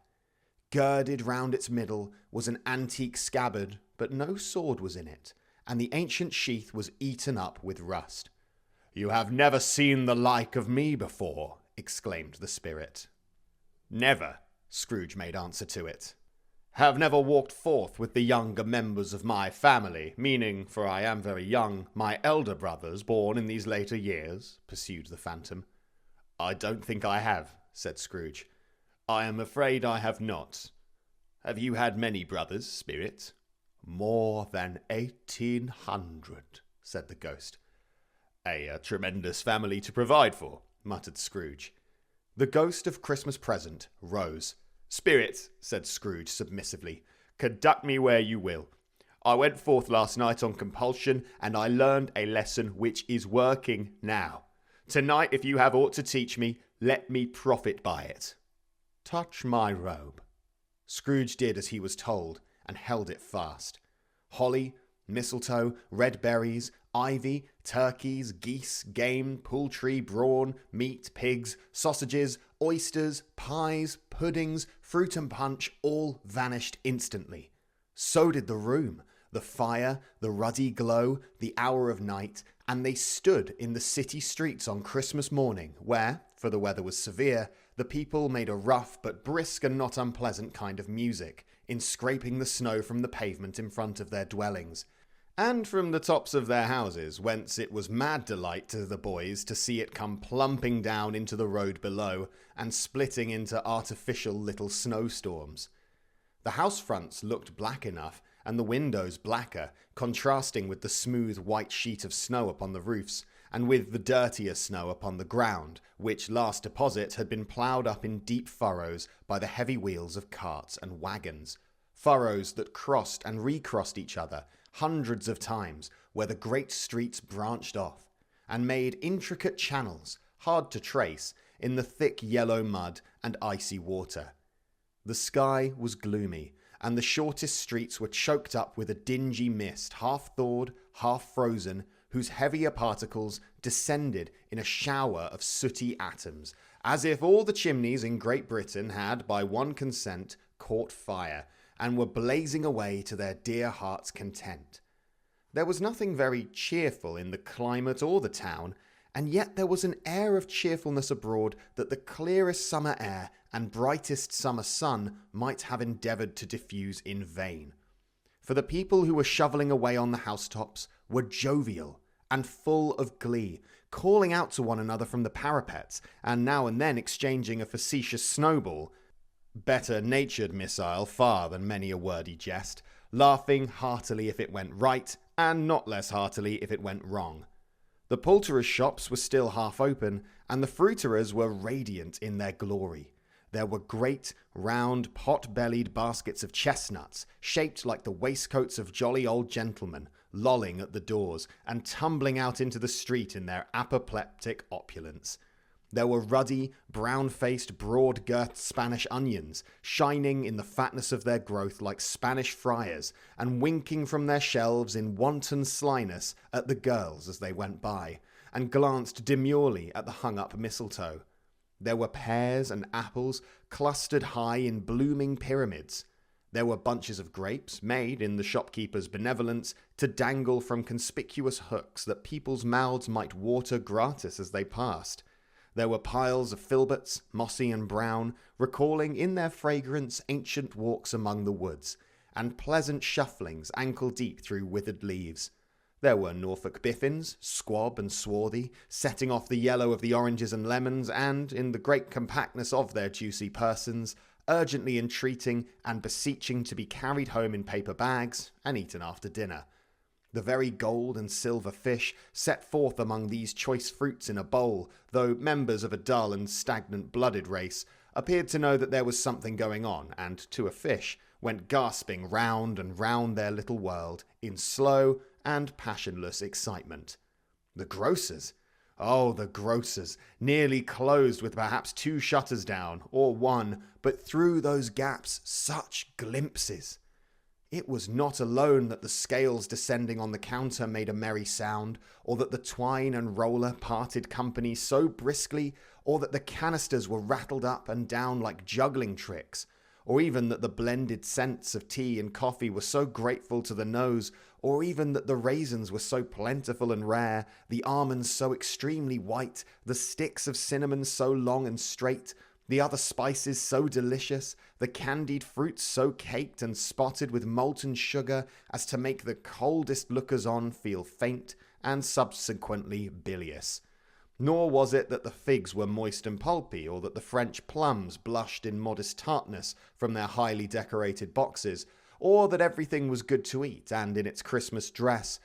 But the customers were all so hurried and so eager in the hopeful promise of the day that they tumbled up against each other at the door, crashing their wicker baskets wildly, and left their purchases upon the counter, and came running back to fetch them, and committed hundreds of the like mistakes in the best humour possible, while the grocer and his people were so frank and fresh that the polished hearts with which they fastened their aprons behind might have been their own, worn outside for general inspection, and for Christmas doors to peck at if they chose. But soon the steeples called good people all to church and chapel, and away they came, flocking through the streets in their best clothes and with their gayest faces. And at the same time there emerged from scores of by-streets, lanes, and nameless turnings innumerable people, carrying their dinners to the bakers' shops. The sight of these poor revellers appeared to interest the spirit very much, for he stood with Scrooge beside him in a baker's doorway, and, taking off the covers as their bearers passed, sprinkled incense on their dinners from his torch. And it was a very uncommon kind of torch, for once or twice, when there were angry words between some dinner carriers who had jostled each other, he shed a few drops of water on them from it, and their good humour was restored directly, for they said it was shame to quarrel upon Christmas Day. And so it was. God love it, so it was. In time the bells ceased, and the bakers were shut up, and yet there was a genial shadowing forth of all these dinners and the progress of their cooking in the thawed blotch of wet above each baker's oven, where the pavement smoked as if its stones were cooking too. "Is there a peculiar flavour in what you sprinkle from your torch?" asked Scrooge. "There is. My own." "Would it apply to any kind of dinner on this day?" asked Scrooge. "To any kindly given," To a poor one most. Why to a poor one most? Asked Scrooge. Because it needs it most. Spirit, said Scrooge, after a moment's thought. I wonder you, of all the beings in the many worlds about us, should desire to cramp these people's opportunities of innocent enjoyment. I? Cried the spirit. You would deprive them of their means of dining every 7th day, often the only day on which they can be said to dine at all, said Scrooge. Wouldn't you? Aye, cried the spirit. You seek to close these places on the 7th day, said Scrooge, and it comes to the same thing. I seek, exclaimed the spirit. Forgive me if I am wrong. It has been done in your name, or at least in that of your family, said Scrooge. There are some upon this earth of yours, returned the spirit, who lay claim to know us, and who do their deeds of passion, pride, ill will, hatred, envy, bigotry, and selfishness in our name, who are as strange to us and all our kith and kin as if they had never lived. Remember that, and charge their doings on themselves, not us. Scrooge promised that he would, and they went on, invisible, as they had been before, into the suburbs of the town. It was a remarkable quality of the ghost, which Scrooge had observed at the baker's, that notwithstanding his gigantic size, he could accommodate himself to any place with ease, and that he stood beneath a low roof quite as gracefully and like a supernatural creature as it was possible he could have done in any lofty hall. And perhaps it was the pleasure the good spirit had in showing off this power of his, or else it was his own kind, generous, hearty nature, and his sympathy with all poor men, that led him straight to Scrooge's clerk's. For there he went, and took Scrooge with him, holding to his robe, and on the threshold of the door the spirit smiled and stopped to bless Bob Cratchit's dwelling with the sprinklings of his torch. Think of that! Bob had but 15 bob a week himself. He pocketed on Saturdays but 15 copies of his Christian name, and yet the ghost of Christmas present blessed his 4-roomed house. Then up rose Mrs. Cratchit, Cratchit's wife, dressed out but poorly in a twice-turned gown, but brave in ribbons, which are cheap, and make a goodly show for 6pence, and she laid the cloth, assisted by Belinda Cratchit, second of her daughters, also brave in ribbons, while Master Peter Cratchit plunged a fork into the saucepan of potatoes, and getting the corners of his monstrous shirt collar, Bob's private property conferred upon his son and heir in honour of the day, into his mouth, rejoiced to find himself so gallantly attired, and yearned to show his linen in the fashionable parks. And now 2 smaller Cratchits, boy and girl, came tearing in, screaming that outside the baker's they had smelled the goose and known it for their own, and, basking in luxurious thoughts of sage and onion, these young Cratchits danced about the table and exalted Master Peter Cratchit to the skies, while he, not proud although his collars nearly choked him, blew the fire, until the slow potatoes, bubbling up, knocked loudly at the saucepan lid to be let out and peeled. "What has ever got your precious father, then?" said Mrs. Cratchit. "And your brother, Tiny Tim? And Martha wasn't as late last Christmas Day by half an hour." "Here's Martha, mother," said a girl, appearing as she spoke. "Here's Martha, mother," cried the 2 young Cratchits. "Hurrah, there's such a goose, mother." "Why, bless my heart alive, my dear, how late you are," said Mrs. Cratchit, kissing her a dozen times and taking off her shawl and bonnet for her with officious zeal. "We'd a deal of work to finish up last night," replied the girl, "and had to clear away this morning, mother." "Well, never mind, so long as you are come," said Mrs. Cratchit. "Sit ye down before the fire, my dear, and have a warm, Lord bless ye." "No, no, there's father coming," cried the 2 young Cratchits, who were everywhere at once. "Hide, Martha, hide!" So Martha hid herself, and in came little Bob, the father, with at least 3 feet of comforter, exclusive of the fringe hanging down before him, and his threadbare clothes darned up and brushed to look seasonable, and Tiny Tim upon his shoulder. Alas for Tiny Tim! He bore a little crutch, and had his limbs supported by an iron frame. "Why, where's our Martha?" cried Bob Cratchit, looking round. "Not coming," said Mrs. Cratchit. "Not coming?" said Bob, with a sudden declension in his high spirits, for he had been Tim's blood horse all the way from church, and had come home rampant. "Not coming on Christmas Day?" Martha didn't like to see him disappointed, if it were only in joke, so she came out prematurely from behind the closet door and ran into his arms, while the two young Cratchits hustled Tiny Tim and bore him off into the wash-house that he might hear the pudding singing in the copper. "And how did little Tim behave?" asked Mrs. Cratchit, when she'd rallied Bob on his credulity, and Bob had hugged his daughter to his heart's content. "As good as gold," said Bob, "and better. Somehow he gets thoughtful sitting by himself so much, and thinks the strangest things you ever heard. He told me, coming home, that he hoped the people saw him in the church because he was a cripple, and it might be pleasant to them to remember upon Christmas Day who made lame beggars walk and blind men see." Bob's voice was tremulous when he told them this, and trembled more when he said that Tiny Tim was growing strong and hearty. His active little crutch was heard upon the floor, and back came Tiny Tim before another word was spoken, escorted by his brother and sister to his stool beside the fire, and while Bob, turning up his cuffs, as if, poor fellow, they were capable of being made more shabby, compounded some hot mixture in a jug with gin and lemons, and stirred it round and put it on the hob to simmer. Master Peter and the two ubiquitous young Cratchits went to fetch the goose, with which they soon returned in high procession. Such a bustle ensued that you might have thought a goose the rarest of all birds, a feathered phenomenon to which a black swan was a matter of course, and in truth it was something very like it in that house. Mrs. Cratchit made the gravy, ready beforehand in a little saucepan, hissing hot. Master Peter mashed the potatoes with incredible vigour. Miss Belinda sweetened up the applesauce. Martha dusted the hot plates. Bob took Tiny Tim beside him in a tiny corner at the table. The two young Cratchits set chairs for everybody, not forgetting themselves, and mounting guard upon their posts, crammed spoons into their mouths, lest they should shriek for goose before their turn came to be helped. At last, the dishes were set on, and grace was said. It was succeeded by a breathless pause, as Mrs. Cratchit, looking slowly all around the carving knife, prepared to plunge it in the breast.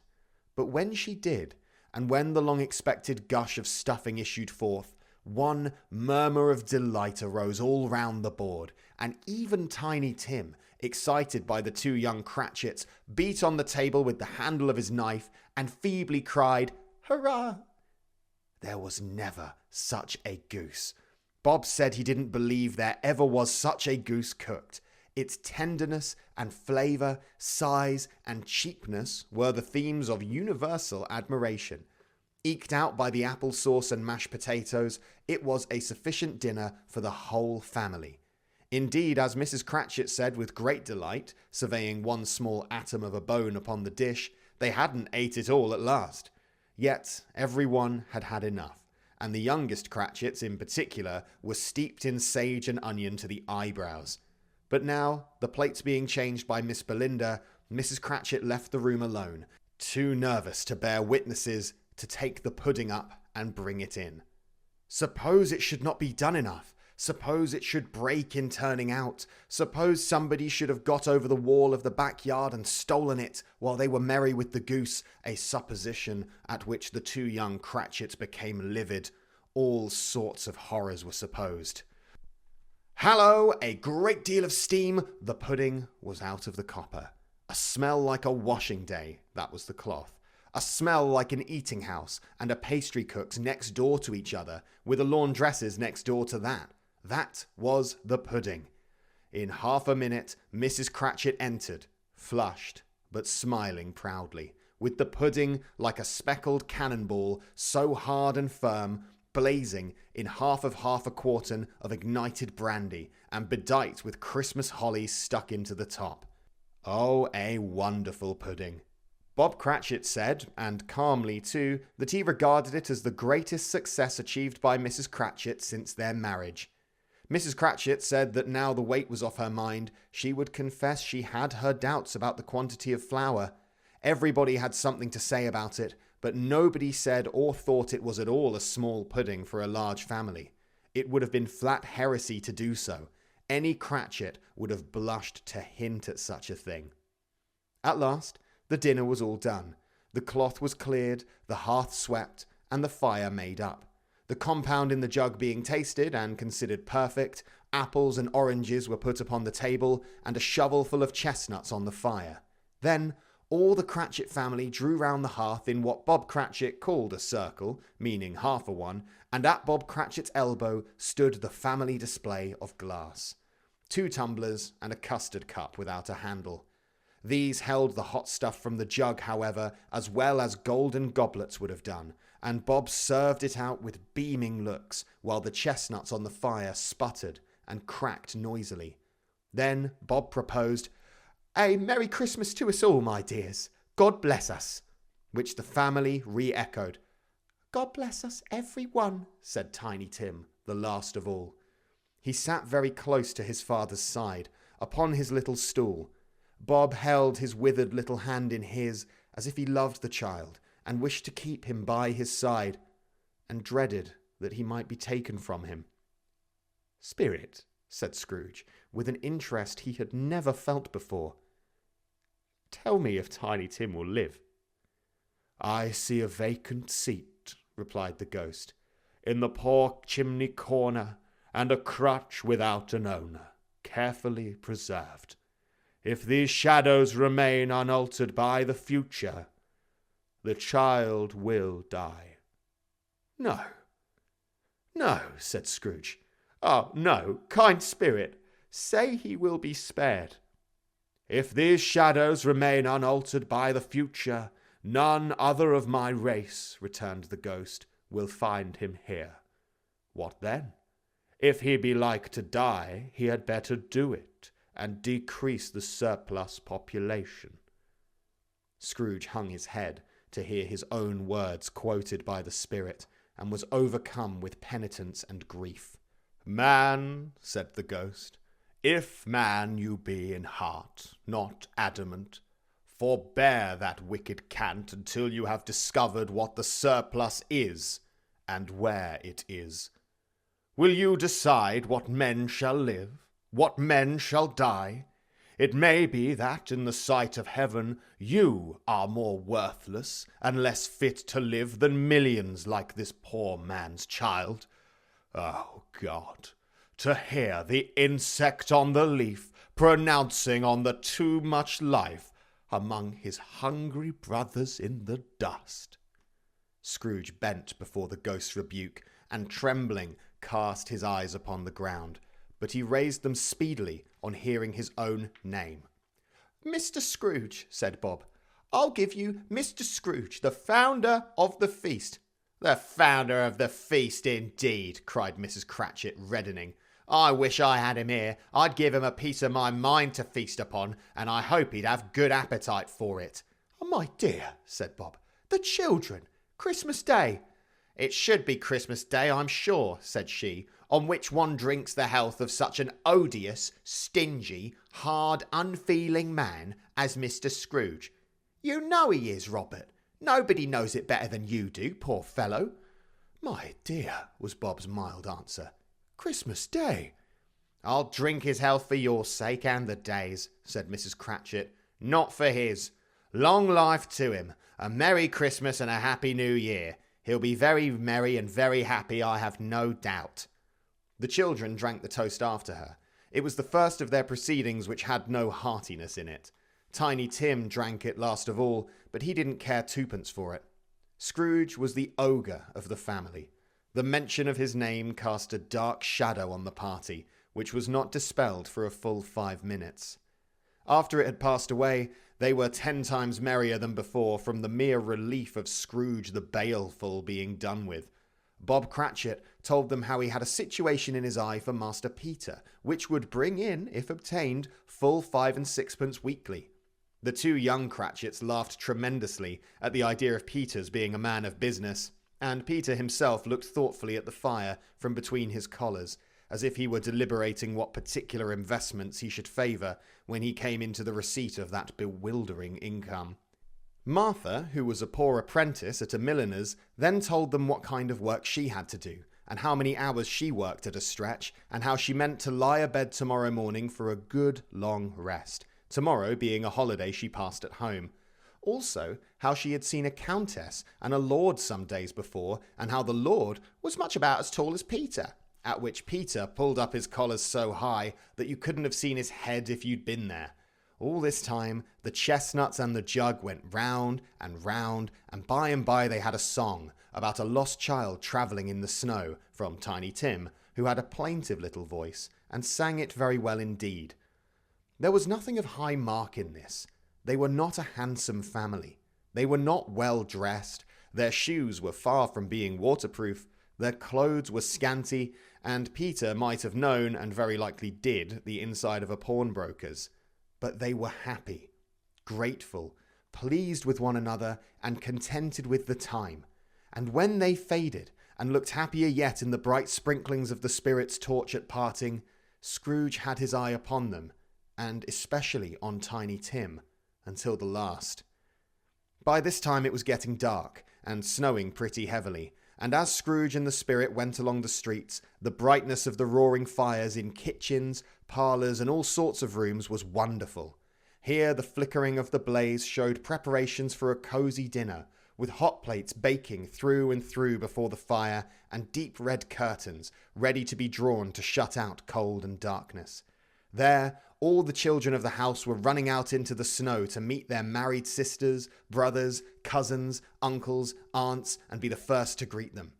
Here again were shadows on the window blinds of guests assembling, and there a handsome group of girls, all hooded and fur-booted, and all chattering at once, tripped lightly off to some near neighbour's house, where, woe upon the single man who saw them enter, artful witches, well they knew it, in a glow. But if you had judged from the numbers of people on their way to friendly gatherings, you might have thought that no one was at home to give them welcome when they got there, instead of every house expecting company and piling up its fires half chimney high. Blessings on it, how the ghost exulted, how it bared its breadth of breast, and opened its capacious palm, and floated on, outpouring, with a generous hand, its bright and harmless mirth on everything within its reach. The very lamplighter, who ran on before, dotting the dusky street with specks of light, and who was dressed to spend the evening somewhere, laughed out loudly as the Spirit passed, though little kenned the lamplighter that he had any company but Christmas. And now, without a word of warning from the ghost, they stood upon a bleak and desert moor, where monstrous masses of rude stone were cast about, as though it were the burial place of giants, and water spread itself wheresoever it listed, or would have done so but for the frost that held it prisoner, and nothing grew but moss and furze and coarse rank grass. Down in the west the setting sun had left a streak of fiery red, which glared upon the desolation for an instant, like a sullen eye, and frowning lower, lower, lower yet, was lost in the thick gloom of the darkest night. "What place is this?" asked Scrooge. "A place where miners live, who labour in the bowels of the earth," returned the Spirit. "But they know me. See." A light shone from the window of a hut, and swiftly they advanced towards it. Passing through the wall of mud and stone, they found a cheerful company assembled round a glowing fire. An old man and woman, with their children and their children's children, and another generation beyond that, all decked out gaily in their holiday attire. The old man, in a voice that seldom rose above the howling of the wind upon the barren waste, was singing them a Christmas song. It had been a very old song when he was a boy, and from time to time they all joined in the chorus. So surely as they raised their voices, the old man got quite blithe and loud, and so surely as they stopped, his vigour sank again. The Spirit did not tarry here, but bade Scrooge hold his robe, and, passing on above the moor, sped whither? Not to sea. To sea! To Scrooge's horror, looking back, he saw the last of the land, a frightful range of rocks behind them, and his ears were deafened by the thundering of water, as it rolled and roared and raged among the dreadful caverns it had worn, and fiercely tried to undermine the earth. Built upon a dismal reef of sunken rocks, some league or so from shore, on which the waters chafed and dashed the wild year through, there stood a solitary lighthouse. Great heaps of seaweed clung to its base, and storm birds, born of the wind one might suppose, as seaweed of the water, rose and fell about it like the waves they skimmed. But even here, two men who watched the light had made a fire that through the loophole in the thick stone wall shed out a ray of brightness on the awful sea. Joining their horny hands over the rough table at which they sat, they wished each other Merry Christmas in their can of grog, and one of them, the elder too, with his face all damaged and scarred with hard weather, as the figurehead of an old ship might be, struck up a sturdy song that was like a gale in itself. Again the ghost sped on, above the black and heaving sea, on, until, being far away, as he told Scrooge, from any shore, they lighted on a ship. They stood behind the helmsman at his wheel, the lookout in the bow, the officers who had the watch, dark, ghostly figures in their several stations, but every man among them hummed a Christmas tune, or had a Christmas thought, or spoke below his breath to his companion of some bygone Christmas day, with homeward hopes belonging to it. And every man on board, walking or sleeping, good or bad, had had a kinder word for one another on that day than on any day in the year, and had shared to some extent in its festivities, and had remembered those he cared for at a distance, and had known that they delighted to remember him. It was a great surprise to Scrooge, while listening to the moaning of the wind, and thinking what a solemn thing it was to move on through the lonely darkness over an unknown abyss, whose depths were secrets as profound as death. It was a great surprise to Scrooge, while thus engaged, to hear a hearty laugh. It was much greater surprise to Scrooge to recognise it as his own nephew's, and to find himself in a bright, dry, gleaming room, with the spirit standing smiling by his side, and looking at that same nephew with approving affability. Laughed Scrooge's nephew. If you should happen, by any unlikely chance, to know a man more blessed in a laugh than Scrooge's nephew, all I can say is, I should like to know him too. Introduce him to me, and I'll cultivate his acquaintance. It is a fair, even-handed, noble adjustment of things that while there is infection in disease and sorrow, there is nothing in the world so irresistibly contagious as laughter and good humour. When Scrooge's nephew laughed in this way, holding his sides, rolling his head, and twisting his face into the most extravagant contortions, Scrooge's niece by marriage laughed as heartily as he, and their assembled friends, being not a bit behindhand, roared out lustily. He said that Christmas was a humbug, as I live, cried Scrooge's nephew. He believed it too. More shame for him, Fred, said Scrooge's niece indignantly. Bless those women, they never do anything by halves, they are always in earnest. She was very pretty, exceedingly pretty, with a dimpled, surprised-looking, capital face, a ripe little mouth that seemed made to be kissed, as no doubt it was, all kinds of good little dots about her chin that melted into one another when she laughed, and the sunniest pair of eyes you ever saw in any little creature's head. Altogether, she was what you would have called provoking, but satisfactory too. Oh, perfectly satisfactory. He's a comical old fellow, said Scrooge's nephew. That's the truth, and not so pleasant as he might be. However, his offences carry their own punishment, and I have nothing to say against him. I'm sure he's very rich, Fred, hinted Scrooge's niece. At least you always tell me so. What of that, my dear, said Scrooge's nephew. His wealth is of no use to him. He don't do any good with it. He don't make himself comfortable with it. He hasn't the satisfaction of thinking that he's ever going to benefit us with it. I have no patience with him, observed Scrooge's niece. Scrooge's niece's sisters and all the other ladies expressed the same opinion. Oh, I have, said Scrooge's nephew. I am very sorry for him. I couldn't be angry with him if I tried. Who suffers by his ill whims? Himself, always. Here he takes it into his head to dislike us, and he won't come and dine with us. What's the consequence? He don't lose much of a dinner. Indeed, I think he loses a very good dinner, interrupted Scrooge's niece, Everybody else said the same, and they must be allowed to have been competent judges because they had just had dinner, and with the dessert upon the table, were clustered round the fire by lamplight. "Well, I'm very glad to hear it," said Scrooge's nephew, "because I haven't any great faith in these young housekeepers. What do you say, Topper?" Topper had clearly got his eye upon one of Scrooge's niece's sisters, for he answered that a bachelor was a wretched outcast who had no right to express an opinion on the subject.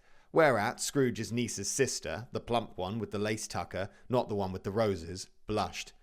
"Do go on, Fred," said Scrooge's niece, clapping her hands. "He never finishes what he begins to say. He is such a ridiculous fellow." Scrooge's nephew revelled in another laugh, and as it was possible to keep the infection off, though the plump sister tried hard to do it with aromatic vinegar, his example was unanimously followed. "I was only going to say," said Scrooge's nephew, "that the consequence of him taking a dislike to us, and not making merry with us, is, as I think, that he loses some pleasant moments which could do him no harm. I am sure he loses pleasanter companions than he can find in his own thoughts, either in his mouldy old office or his dusty chambers. I mean to give him the same chance every year, whether he likes it or not, for I pity him. He may rail at Christmas till he dies, but he can't help thinking better of it. I defy him if he finds me going there in good temper year after year, and saying, 'Uncle Scrooge, how are you?' If it only puts him in the vein to leave his poor clerk £50, that's something. And I think I shook him yesterday." It was their turn to laugh now at the notion of his shaking Scrooge, but being thoroughly good-natured, and not caring what they laughed at, so that they laughed at any rate, he encouraged them in their merriment and passed the bottle joyously. After tea they had some music, for they were a musical family, and knew what they were about when they sung a glee or catch. I can assure you, especially Topper, who could growl away in the bass like a good one, and never swell the large veins in his forehead, or get red in the face over it. Scrooge's niece played well upon the harp, and played, among other tunes, a simple little air. A mere nothing, you might learn to whistle it in 2 minutes, which had been familiar to the child who fetched Scrooge from the boarding school, as he had been reminded by the ghost of Christmas past. When this strain of music sounded, all the things the ghost had shown him came upon his mind. He softened more and more, and thought that if he could have listened to it often, years ago, he might have cultivated the kindnesses of life for his own happiness with his own hands, without resorting to the sexton's spade that buried Jacob Marley. But they didn't devote the whole evening to music. After a while they played at forfeits, for it is good to be children sometimes, and never better than at Christmas, when its mighty founder was a child himself. Stop. There was first a game at Blind Man's Buff, of course there was, and I no more believe Topper was really blind than I believe he had eyes in his boots. My opinion is that it was a done thing between him and Scrooge's nephew, and that the ghost of Christmas Present knew it. The way he went after that plump sister in the lace tucker was an outrage on the credulity of human nature. Knocking down the fire irons, tumbling over the chairs, bumping up against the piano, smothering himself against the curtains. Wherever she went, there went he. He always knew where the plump sister was. He wouldn't catch anybody else. If you had fallen up against him, as some of them did, and stood there, he would have made a feint of endeavouring to seize you, which would have been an affront to your understanding, and would instantly have sidled off in the direction of the plump sister. She often cried out that it wasn't fair, and it really was not. But when, at last, he caught her, when, in spite of all her silken rustlings and her rapid flutterings past him, he got her into a corner whence there was no escape, then his conduct was the most execrable. For his pretending not to know her, his pretending that it was necessary to touch her headdress, and further to assure himself of her identity by pressing a certain ring upon her finger, and a certain chain about her neck, was vile, monstrous. No doubt she told him her opinion of it when, another blind man being in the office, they were so very confidential together behind the curtains. Scrooge's niece was not one of the Blind Man's Buff party, but was made comfortable with a large chair and a footstool, in a snug corner where the ghost and Scrooge were close behind her.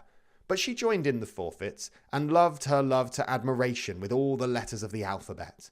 Likewise, at the game of how, when, and where, she was very great, and to the secret joy of Scrooge's nephew, beat her sisters hollow, though they were sharp girls too, as Topper could have told you. There might have been 20 people there, young and old, but they all played, and so did Scrooge, for wholly forgetting in the interest he had in what was going on, that his voice made no sound in their ears. He sometimes came out with his guess quite loud, and very often guessed right too, for the sharpest needle best Whitechapel warranted not to cut in the eye was not sharper than Scrooge, blunt as he took it in his head to be. The ghost was greatly pleased to find him in this mood, and looked upon him with such favour that he begged like a boy to be allowed to stay until the guests departed. But this the spirit said could not be done. "Here's a new game," said Scrooge. "1/2 hour, spirit, only one." It was a game called Yes and No, where Scrooge's nephew had to think of something, and the rest must find out what, he only answering to their questions, yes or no, as the case was. The brisk fire of questioning to which he was exposed elicited from him that he was thinking of an animal. A live animal. Rather a disagreeable animal.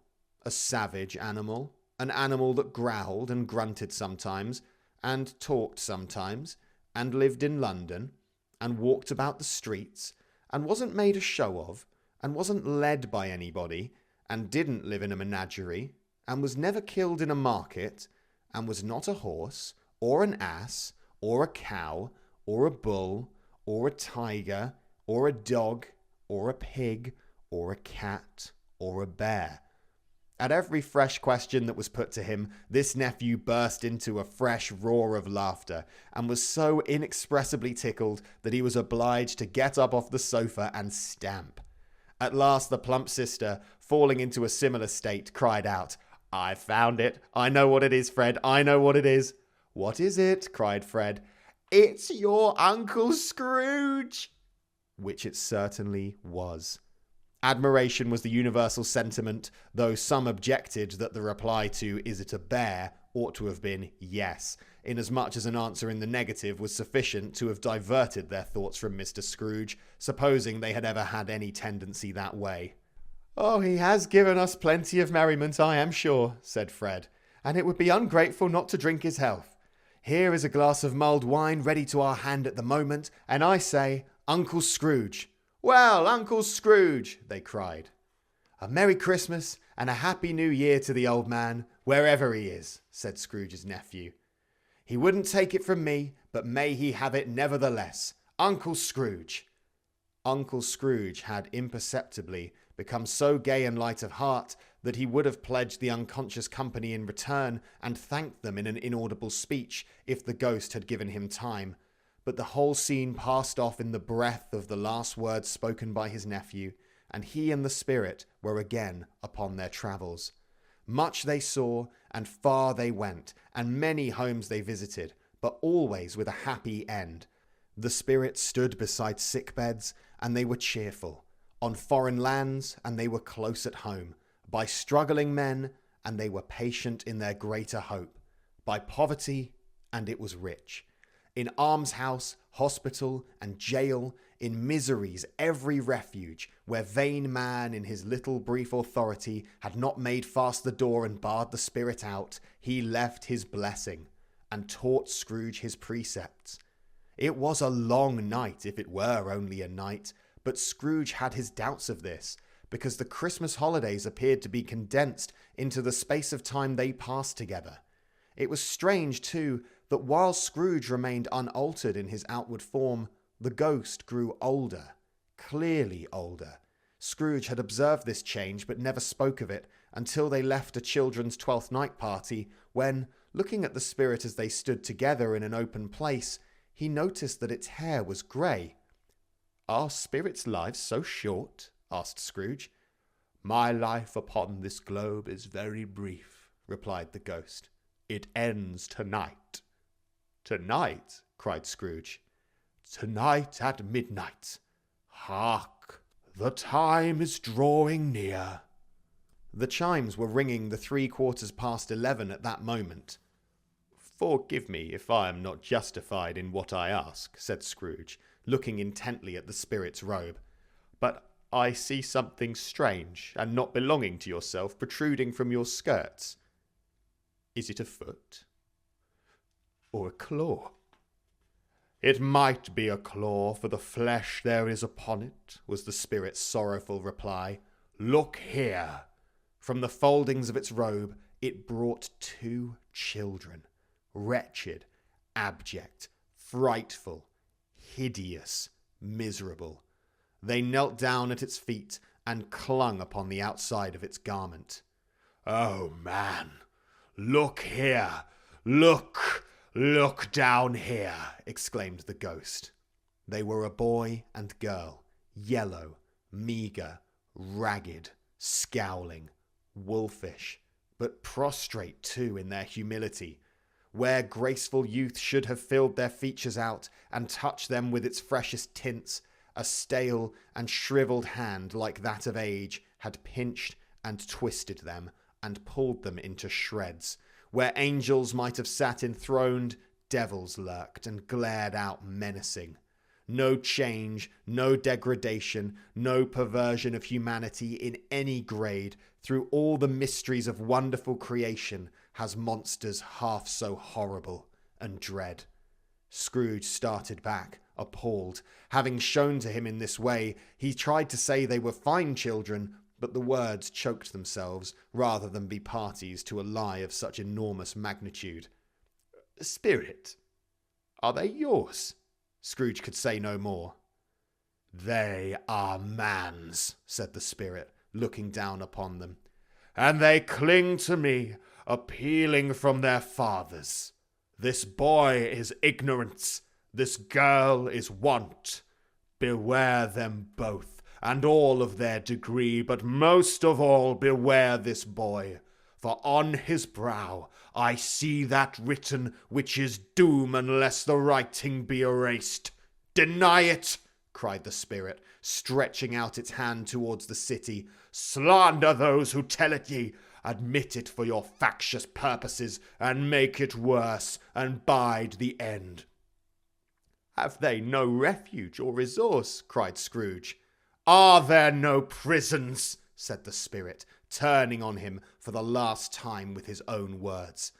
Are there no workhouses? The bell struck 12. Scrooge looked about him for the ghost, and saw it not.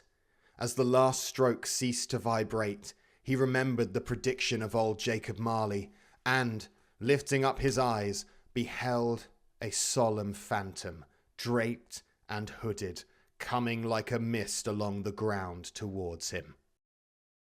Stave 4. The last of the spirits. The phantom slowly, gravely, silently approached.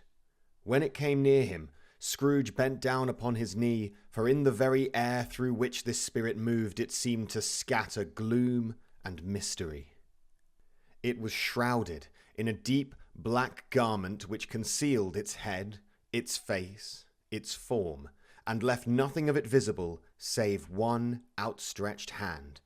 But for this it would have been difficult to detach its figure from the night and separate it from the darkness by which it was surrounded.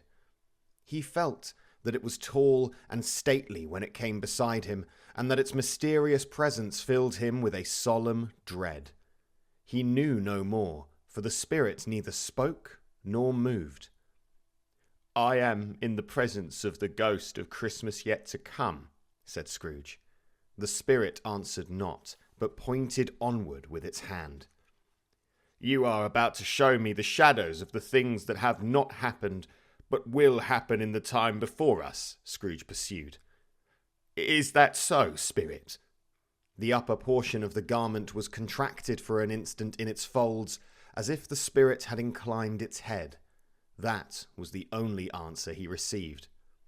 Although well used to ghostly company by this time, Scrooge feared the silent shape so much that his legs trembled beneath him, and he found that he could hardly stand when he prepared to follow it. The spirit paused a moment, as observing his condition and giving him time to recover. But Scrooge was all the worse for this.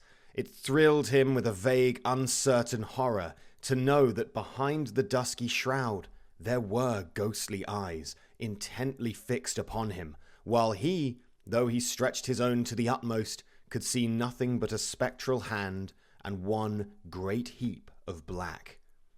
"Ghost of the future," he exclaimed, "I fear you more than any spectre I have seen. But as I know your purpose is to do me good, and as I hope to live to be another man from what I was, I am prepared to bear you company, and do it with a thankful heart. Will you not speak to me?" It gave him no reply. The hand was pointed straight before them. "Lead on," said Scrooge. "Lead on. The night is waning fast, and it is precious time to me, I know. Lead on, spirit." The phantom moved away as it had come towards him. Scrooge followed in the shadow of its dress, which bore him up, he thought, and carried him along. They scarcely seemed to enter the city, for the city rather seemed to spring up about them and encompass them of its own act. But they were in the heart of it, on change, among the merchants who hurried up and down and chinked the money in their pockets and conversed in groups and looked at their watches and trifled thoughtfully with their great gold seals and so forth, as Scrooge had seen them often. The spirit stopped beside one little knot of businessmen. Observing that the hand was pointed to them, Scrooge advanced to listen to their talk. "No," said a great fat man with a monstrous chin. "I don't know much about it either way. I only know he's dead." "When did he die?" inquired another. "Last night, I believe." "Why, what was the matter with him?" asked a third, taking a vast quantity of snuff out of a very large snuff-box. "I thought he'd never die." "Oh, God knows," said the first with a yawn.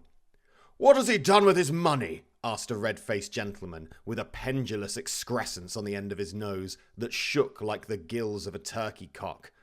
"I haven't heard," said the man with a large chin, yawning again. "Left it to his company, perhaps. He hasn't left it to me, that's all I know." This pleasantry was received with a general laugh. "It's very likely to be a cheap funeral," said the same speaker. "For upon my life, I don't know of anybody to go to it. Suppose we make up a party and volunteer." "I don't mind going if a lunch is provided," observed the gentleman with the excrescence on his nose. "But I must be fed if I make one." Another laugh. "Well, I am the most disinterested among you after all," said the first speaker, "for I never wear black gloves and I never eat lunch. But I'll offer to go if anybody else will. When I come to think of it, I'm not at all sure that I wasn't his most particular friend, for we used to stop and speak whenever we met. Bye-bye." Speakers and listeners strolled away and mixed with other groups. Scrooge knew the men and looked towards the spirit for an explanation. The phantom glided on into the street. Its finger pointed at two persons meeting. Scrooge listened again, thinking that the explanation might lie here. He knew these men also perfectly.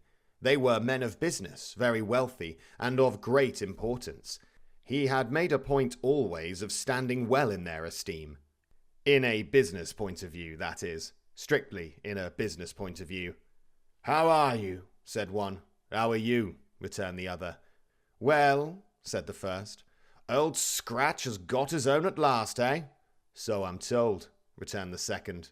"Cold, isn't it? Seasonable for Christmas time? You're not a skater, I suppose?" No. Something else to think of. Good morning." Not another word. That was their meeting, their conversation, and their parting. Scrooge was at first inclined to be surprised that the spirit should attach importance to conversations apparently so trivial, but feeling assured that they must have some hidden purpose, he set himself to consider what it was likely to be. They could scarcely be supposed to have any bearing on the death of Jacob, his old partner, for that was past, and this ghost province was the future. Nor could he think of anyone immediately connected with himself to whom he could apply them.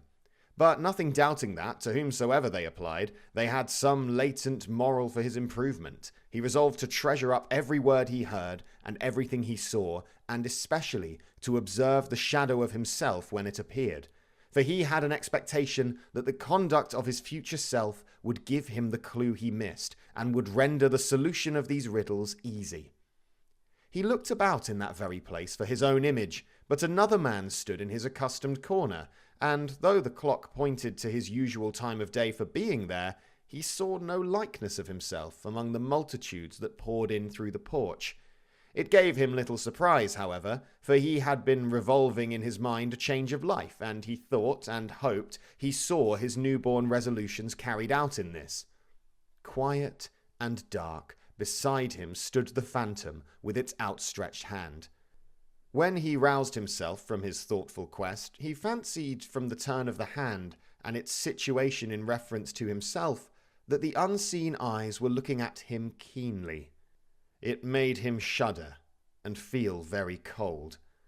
They left the busy scene and went into an obscure part of the town where Scrooge had never penetrated before, although he recognized its situation and its bad repute. The ways were foul and narrow, the shops and houses wretched, the people half naked, drunken, slipshod, ugly. Alleys and archways, like so many cesspools, disgorged their offences of smell and dirt and life upon the straggling streets, and the whole quarter reeked with crime, with filth and misery. Far in this den of infamous resort, there was a low-browed beetling shop below a penthouse roof, where iron, old rags, bottles, bones, and greasy offal were bought. Upon the floor within were piled up heaps of rusty keys, nails, chains, hinges, files, scales, weights, and refuse iron of all kinds. Secrets that few would like to scrutinize were bred and hidden in mountains of unseemly rags, masses of corrupted fat, and sepulchres of bones. Sitting in, among the wares he dealt in, by a charcoal stove made of old bricks, was a grey-haired rascal, nearly 70 years of age, who had screened himself from the cold air without by a frowsy curtaining of miscellaneous tatters hung upon a line, and smoked his pipe in all the luxury of calm retirement. Scrooge and the Phantom came into the presence of this man just as a woman with a heavy bundle slunk into the shop. But she had scarcely entered when another woman, similarly laden, came in too, and she was closely followed by a man in faded black, who was no less startled by the sight of them than they had been upon the recognition of each other. After a short period of blank astonishment, in which the old man with the pipe had joined them, they all three burst into a laugh. "Let the charwoman alone to be the first," cried she who'd entered first. "Let the laundress alone to be the second, and let the undertaker's man alone to be the third. Look here, old Joe, here's a chance, if we haven't all three met here without meaning it." "You couldn't have met in a better place," said old Joe, removing his pipe from his mouth. "Come into the parlour. You were made free of it long ago, you know, and the other two aren't strangers. Stop till I shut the door of the shop. Oh, how it squeaks! There ain't such a rusty bit of metal in this place as its own hinges, I believe, and I'm sure there's no such old bones here as mine. We're all suitable to our calling. We're well matched. Come into the parlour, come into the parlour." The parlour was the space behind the screen of rags. The old man raked the fire together with an old stair rod, and having trimmed his smoky lamp, for it was night, with the stem of his pipe, put it into his mouth again. While he did this, the woman who had already spoken threw her bundle on the floor and sat down in a flaunting manner on a stool, crossing her elbows on her knees and looking with a bold defiance at the other two. "What odds, then? What odds, Mr. Dilber?" said the woman. "Every person has a right to take care of themselves. He always did." "That's true indeed," said the laundress. "No man more so." "Why then, don't stand staring as if you was afraid, woman. Who's the wiser? We're not going to pick holes in each other's coats, I suppose." "No, indeed," said Mrs. Dilber and the man together. "We should hope not." "Very well, then," cried the woman. "That's enough. Who's the worse for the loss of a few things like these? Not a dead man, I suppose?" "No, indeed," said Mrs. Dilber, laughing. "If he wanted to keep him after he was dead, a wicked old screw," pursued the woman, "why wasn't he natural in his lifetime? If he had been, he'd have had somebody to look after him when he was struck with death, instead of lying, gasping out his last there, alone, by himself." "It's the truest word that ever was spoke," said Mrs. Dilber. "It's a judgment on him." I wish it was a little heavier judgment, replied the woman. And it should have been. You may depend upon it, if I could have laid my hands on anything else. Open that bundle, old Joe, and let me know the value of it. Speak out plain. I'm not afraid to be the first, nor afraid for them to see it. We knew pretty well what we were helping ourselves before we met here, I believe. It's no sin. Open the bundle, Joe. But the gallantry of her friends would not allow of this, and the man in faded black, mounting the breach first, produced his plunder. It was not extensive. A seal or two, a pencil case, a pair of sleeve buttons, and a brooch of no great value were all. They were severally examined and appraised by old Joe, who chalked the sums he was disposed to give for each upon the wall, and added them up into a total when he found that there was nothing more to come. That's your account, said Joe, and I wouldn't give another sixpence if I was to be boiled for not doing it. Who's next? Mrs. Dilber was next. Sheets and towels, a little wearing apparel, 2 old-fashioned silver teaspoons, a pair of sugar tongs, and a few boots. Her account was stated on the wall in the same manner. I always give too much to ladies. It's a weakness of mine, and that's the way I ruin myself, said old Joe. That's your account. If you asked me for another penny and made it an open question, I'd repent of being so liberal and knock off half a crown. And now undo my bundle, Joe, said the first woman. Joe went down on his knees for the greater convenience of opening it, and, having unfastened a great many knots, dragged out a large and heavy roll of some dark stuff. What do you call this? Said Joe. Bed curtains? Ah, returned the woman, laughing and leaning forward on her crossed arms. Bed curtains. You don't mean to say you took 'em down, rings and all, with him lying there? Said Joe. Yes, I do, replied the woman. Why not? You were born to make your fortune, said Joe, and you'll certainly do it. I certainly shan't hold my hand when I can get anything in it by reaching it out, for the sake of such a man as he was, I promise you, Joe, returned the woman coolly. Don't drop that oil upon the blankets now. His blankets? Asked Joe. Whose else's do you think? Replied the woman. He isn't likely to take cold without 'em, I dare say. I hope he didn't die of anything catching, eh? Said old Joe, stopping in his work and looking up. Don't you be afraid of that, returned the woman. I ain't so fond of his company that I'd loiter about him for such things if he did. You may look through that shirt till your eyes ache, but you won't find a hole in it, nor a threadbare place. It's the best he had, and a fine one too. They'd have wasted it if it hadn't been for me. What do you call wasting of it? Asked old Joe. Putting it on him to be buried in, to be sure, replied the woman with a laugh. Somebody was fool enough to do it, but I took it off again. If calico ain't good enough for such a purpose, it isn't good enough for anything. It's quite as becoming to the body. He can't look uglier than he did in that one. Scrooge listened to this dialogue in horror, as they sat grouped about their spoil in the scanty light afforded by the old man's lamp. He viewed them with a detestation and disgust which could hardly have been greater, though they had been obscene demons marketing the corpse itself. Laughed the same woman, when old Joe, producing a flannel bag with money in it, told out their several gains upon the ground. This is the end of it, you see. He frightened everyone away from him when he was alive, to profit us when he was dead. Spirit, said Scrooge, shuddering from head to foot. I see the case of this unhappy man might be my own. My life tends that way now. Merciful heaven, what is this? He recoiled in terror, for the scene had changed, and now he almost touched a bed, a bare, uncurtained bed, on which, beneath a ragged sheet, there lay a something covered up, which, though it was dumb, announced itself with awful language. The room was very dark. Too dark to be observed with any accuracy, though Scrooge glanced round it in obedience to a secret impulse, anxious to know what kind of room it was. A pale light rising in the outer air fell straight upon the bed, and on it, plundered and bereft, unwatched, unwept, uncared for, was the body of this man. Scrooge glanced towards the phantom, Its steady hand was pointed to the head. The cover was so carelessly adjusted that the slightest raising of it, the motion of a finger upon Scrooge's part, would have disclosed the face. He thought of it, felt how easy it would be to do so, and longed to do it, but had no more power to withdraw the veil than to dismiss the spectre at his side.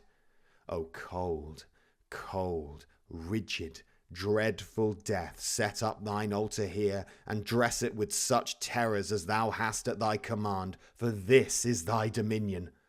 But of the loved, revered, and honoured head thou canst not turn one hair to thy dread purposes, or make one feature odious. It is not that the hand is heavy and will fall down when released. It is not that the heart and pulse are still, but that the hand was open, generous, and true, the heart brave, warm, and tender, and the pulse a man's. Strike, shadow, strike, and see his good deeds springing from the wound to sow the world with life immortal. No voice pronounced these words in Scrooge's ears, and yet he heard them when he looked upon the bed. He thought, if this man could be raised up now, what would be his foremost thoughts? Avarice, hard-dealing, griping cares? They have brought him to a rich end, truly. He lay in the dark, empty house, with not a man, a woman, or a child to say that he was kind to me in this or that, and for the memory of one kind word, I will be kind to him. A cat was tearing at the door, and there was a sound of gnawing rats behind the hearthstone.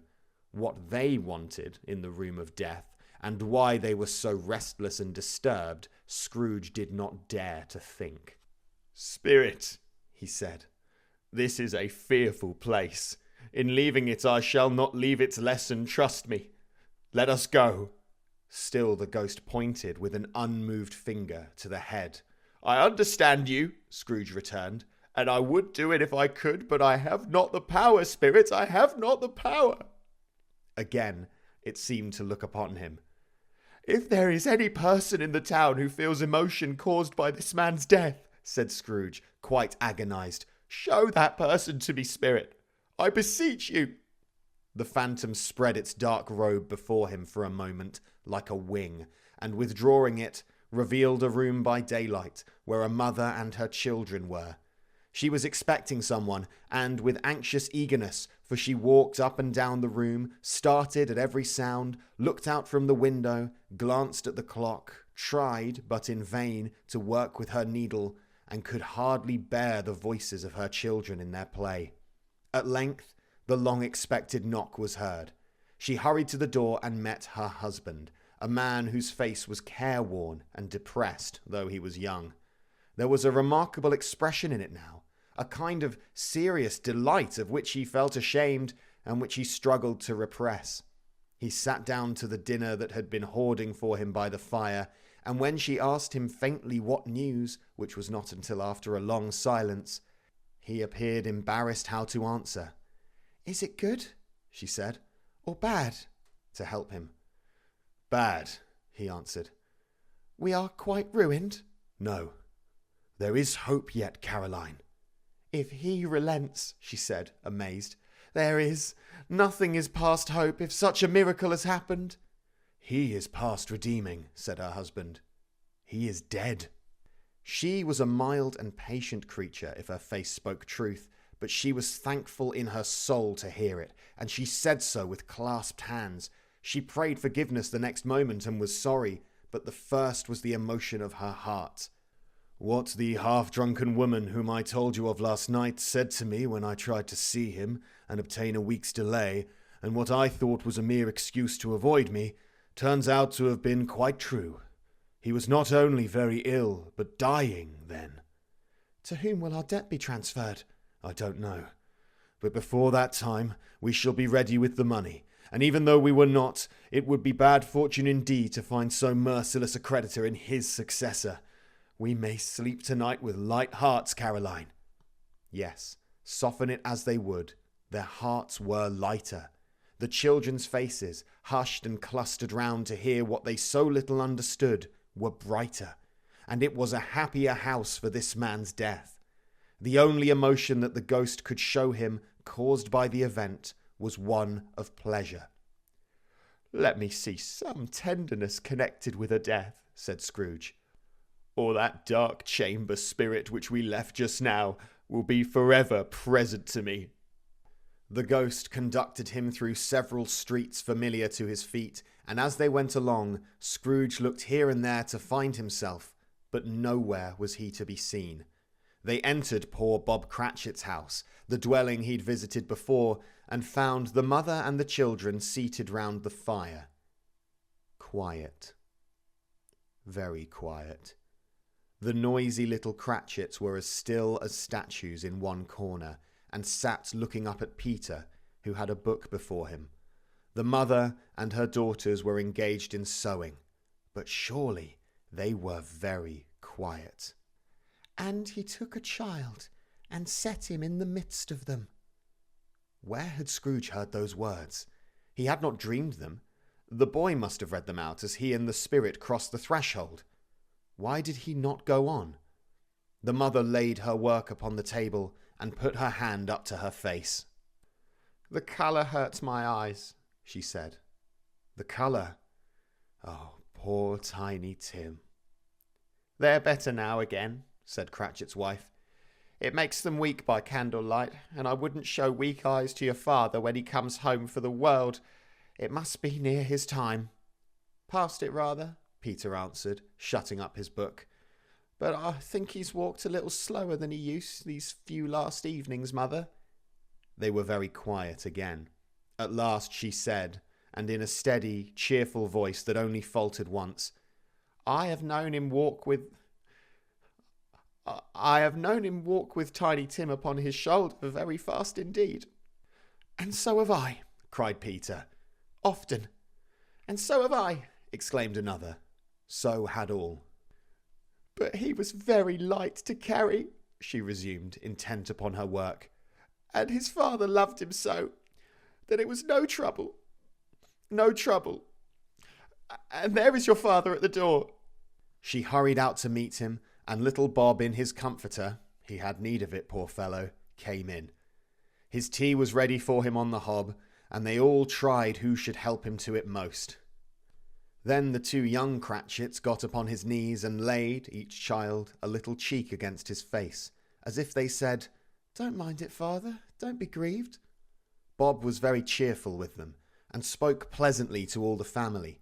He looked at the work upon the table and praised the industry and speed of Mrs. Cratchit and the girls. They would be done long before Sunday, he said. "Sunday? You went today then, Robert?" said his wife. "Yes, my dear," returned Bob. "I wish you could have gone. It would have done you good to see how green a place it is. But you'll see it often. I promised him that I would walk there on a Sunday. My little child," cried Bob. "My little child." He broke down all at once. He couldn't help it. If he could have helped it, he and his child would have been further apart perhaps than they were. He left the room and went upstairs into the room above, which was lighted cheerfully and hung with Christmas. There was a chair set close beside the child, and there were signs of someone having been there lately. Poor Bob sat down on it, and when he had thought a little and composed himself, he kissed the little face. He was reconciled to what had happened, and went down again quite happy. They drew about the fire and talked, the girls and mother working still. Bob told them of the extraordinary kindness of Mr. Scrooge's nephew, whom he had scarcely seen but once, and who, meeting him in the street that day, and seeing that he looked just a little down, you know, said Bob, inquired what had happened to distress him. "On which," said Bob, "for he is the pleasantest spoken gentleman you ever heard," I told him. "I am heartily sorry for it, Mr. Cratchit," he said, "and heartily sorry for your good wife. By the by, how he ever knew that, I don't know." "Knew what, my dear?" "Why, that you were a good wife," replied Bob. "Everybody knows that," said Peter. "Very well observed, my boy," cried Bob. "I hope they do. Heartily sorry," he said, "for your good wife. If I can be of service to you in any way," he said, giving me his card, "that's where I live. Pray come to me." Now, it wasn't, cried Bob, for the sake of anything he might be able to do for us, so much as for his kind way that this was quite delightful. It really seemed as if he had known our Tiny Tim, and felt with us. "I'm sure he's a good soul," said Mrs. Cratchit. "You would be sure of it, my dear," returned Bob. "If you saw and spoke to him, I shouldn't be at all surprised, mark what I say, if he got Peter a better situation." "Only hear that, Peter," said Mrs. Cratchit. "And then," cried one of the girls, "Peter will be keeping company with someone and setting up for himself." "Get along with you," retorted Peter, grinning. "It's just as likely as not," said Bob. "One of these days, though there's plenty of time for that, my dear. But however, and whenever we part from one another, I am sure we shall none of us forget poor Tiny Tim, shall we? Or this first parting that there was among us." "Never, father," cried they all. "And I know," said Bob, "I know, my dears, that when we recollect how patient and how mild he was, although he was a little child, we shall not quarrel easily among ourselves and forget poor Tiny Tim in doing it." "No, never, father," they all cried again. "I am very happy," said little Bob. "I am very happy." Mrs. Cratchit kissed him, his daughters kissed him, the two young Cratchits kissed him, and Peter and himself shook hands. Spirit of Tiny Tim, thy childish essence was from God. "Spectre," said Scrooge, "something informs me that our parting moment is at hand. I know it, but I know not how. Tell me what man that was whom we saw lying dead." The ghost of Christmas yet to come conveyed him as before, though at a different time he thought indeed there seemed no order in these latter visions, save that they were in the future, into the resorts of business men, but showed him not himself. Indeed, the spirit did not stay for anything, but went straight on, as to the end just now desired, until besought by Scrooge to tarry for a moment. "This court," said Scrooge, "through which we hurry now, is where my place of occupation is and has been for a length of time. I see the house. Let me behold what I shall be in days to come." The spirit stopped. The hand was pointed elsewhere. "The house is yonder," Scrooge exclaimed. "Why do you point away?" The inexorable finger underwent no change. Scrooge hastened to the window of his office and looked in. It was an office still, but not his. The furniture was not the same, and the figure in the chair was not himself. The phantom pointed, as before. He joined it once again, and, wondering why and whither he had gone, accompanied it until they reached an iron gate. He paused to look round before entering. A churchyard. Here, then, the wretched man whose name he had now to learn lay underneath the ground. It was a worthy place, walled in by houses, overrun by grass and weeds, the growth of vegetation's death, not life, choked up with too much burying, fat with repleted appetite. A worthy place. The spirit stood among the graves and pointed down to one. He advanced towards it, trembling. The phantom was exactly as it had been, but he dreaded that he saw new meaning in its solemn shape. "Before I draw nearer to that stone to which you point," said Scrooge, "answer me one question. Are these the shadows of the things that will be, or are they the shadows of the things that may be only?" Still the ghost pointed downwards to the grave by which it stood. "Men's courses will foreshadow certain ends, to which, if persevered in, they must lead," said Scrooge. "But if the courses be departed from, the ends will change. Say it is thus with what you show me." The spirit was immovable as ever. Scrooge crept towards it, trembling as he went, and following the finger, read upon the stone of the neglected grave his own name. Ebenezer Scrooge. "Am I that man who lay upon the bed?" he cried upon his knees. The finger pointed from the grave to him and back again. "No, spirit. Oh, no. No." The finger still was there. "Spirit," he cried, tight clutching at its robe, "hear me. I am not the man I was. I will not be the man I must have been but for this intercourse. Why show me this if I am past all hope?" For the first time the hand appeared to shake. "Good spirit," he pursued, as down upon the ground he fell before it, "your nature intercedes for me and pities me. Assure me that I yet may change these shadows you have shown me by an altered life." The kind hand trembled. "I will honour Christmas in my heart and try to keep it all the year. I will live in the past, the present, and the future. The spirits of all three shall strive within me. I will not shut out the lessons they teach. Oh, tell me I may sponge away the writing on this stone." In his agony, he caught the spectral hand. It sought to free itself, but he was strong in his entreaty and detained it. The spirit, stronger yet, repulsed him. Holding up his hands in a last prayer to have his fate reversed, he saw an alteration in the phantom's hood and dress. It shrunk, collapsed, and dwindled down into a bedpost. Stave 5. The end of it. Yes, and the bedpost was his own. The bed was his own. The room was his own. Best and happiest of all, the time before him was his own to make amends in. "I will live in the past, the present, and the future," Scrooge repeated as he scrambled out of bed. "The spirits of all three shall strive within me. Oh, Jacob Marley, heaven and the Christmas time be praised for this. I say it on my knees, old Jacob, on my knees." He was so fluttered and so glowing with his good intentions that his broken voice would scarcely answer to his call. He had been sobbing violently in his conflict with the spirit, and his face was wet with tears. "They are not torn down," cried Scrooge, folding one of his bed curtains in his arms. "They are not torn down, rings and all. They are here. I am here. The shadow of the things that would have been may be dispelled. They will be. I know they will."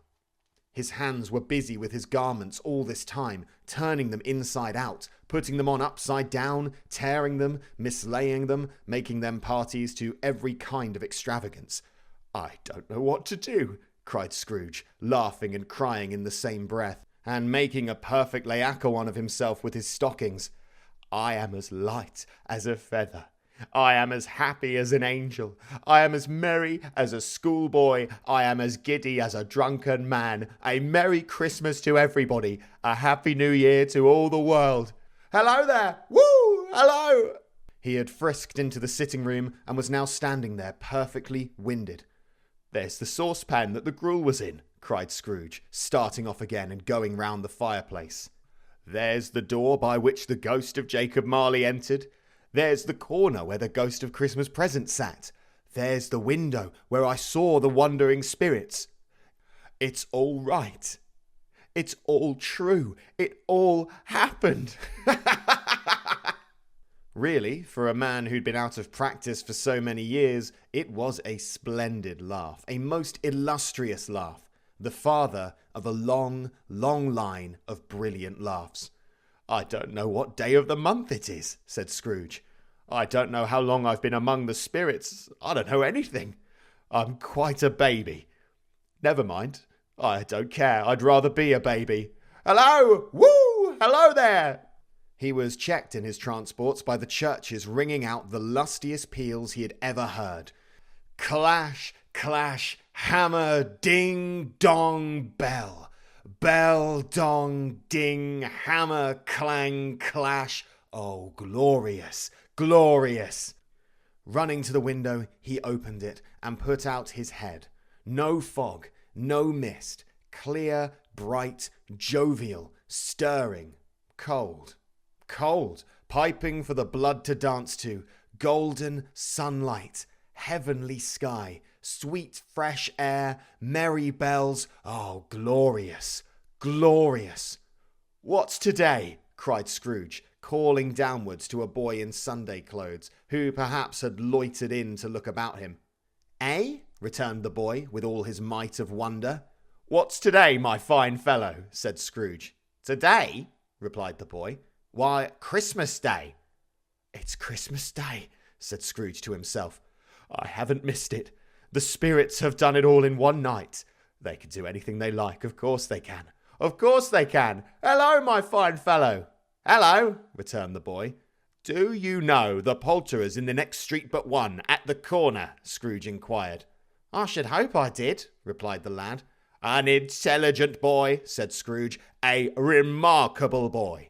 Do you know whether they've sold the prize turkey that was hanging up there? Not the little prize turkey, the big one.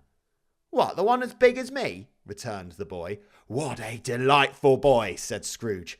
It's a pleasure to talk to him. Yes, my buck. It's hanging there now, replied the boy. Is it? Said Scrooge. Go and buy it.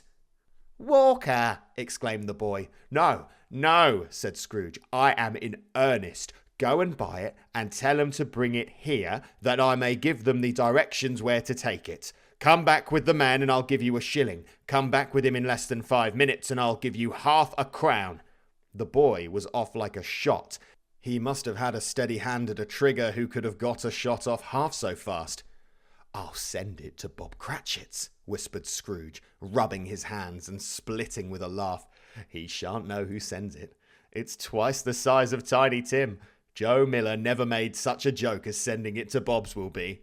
The hand in which he wrote the address was not a steady one, but write it he did, somehow, and went downstairs to open the street door, ready for the coming of the poulterer's man.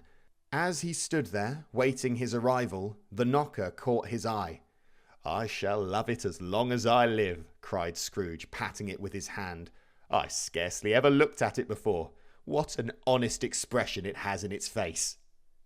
It's a wonderful knocker. Here's the turkey. Hello! Woo! How are you? Merry Christmas. It was a turkey. He never could have stood upon his legs, that bird. He would have snapped them short off in a minute, like sticks of sealing wax. Why, it's impossible to carry that to Camden Town, said Scrooge. You must have a cab.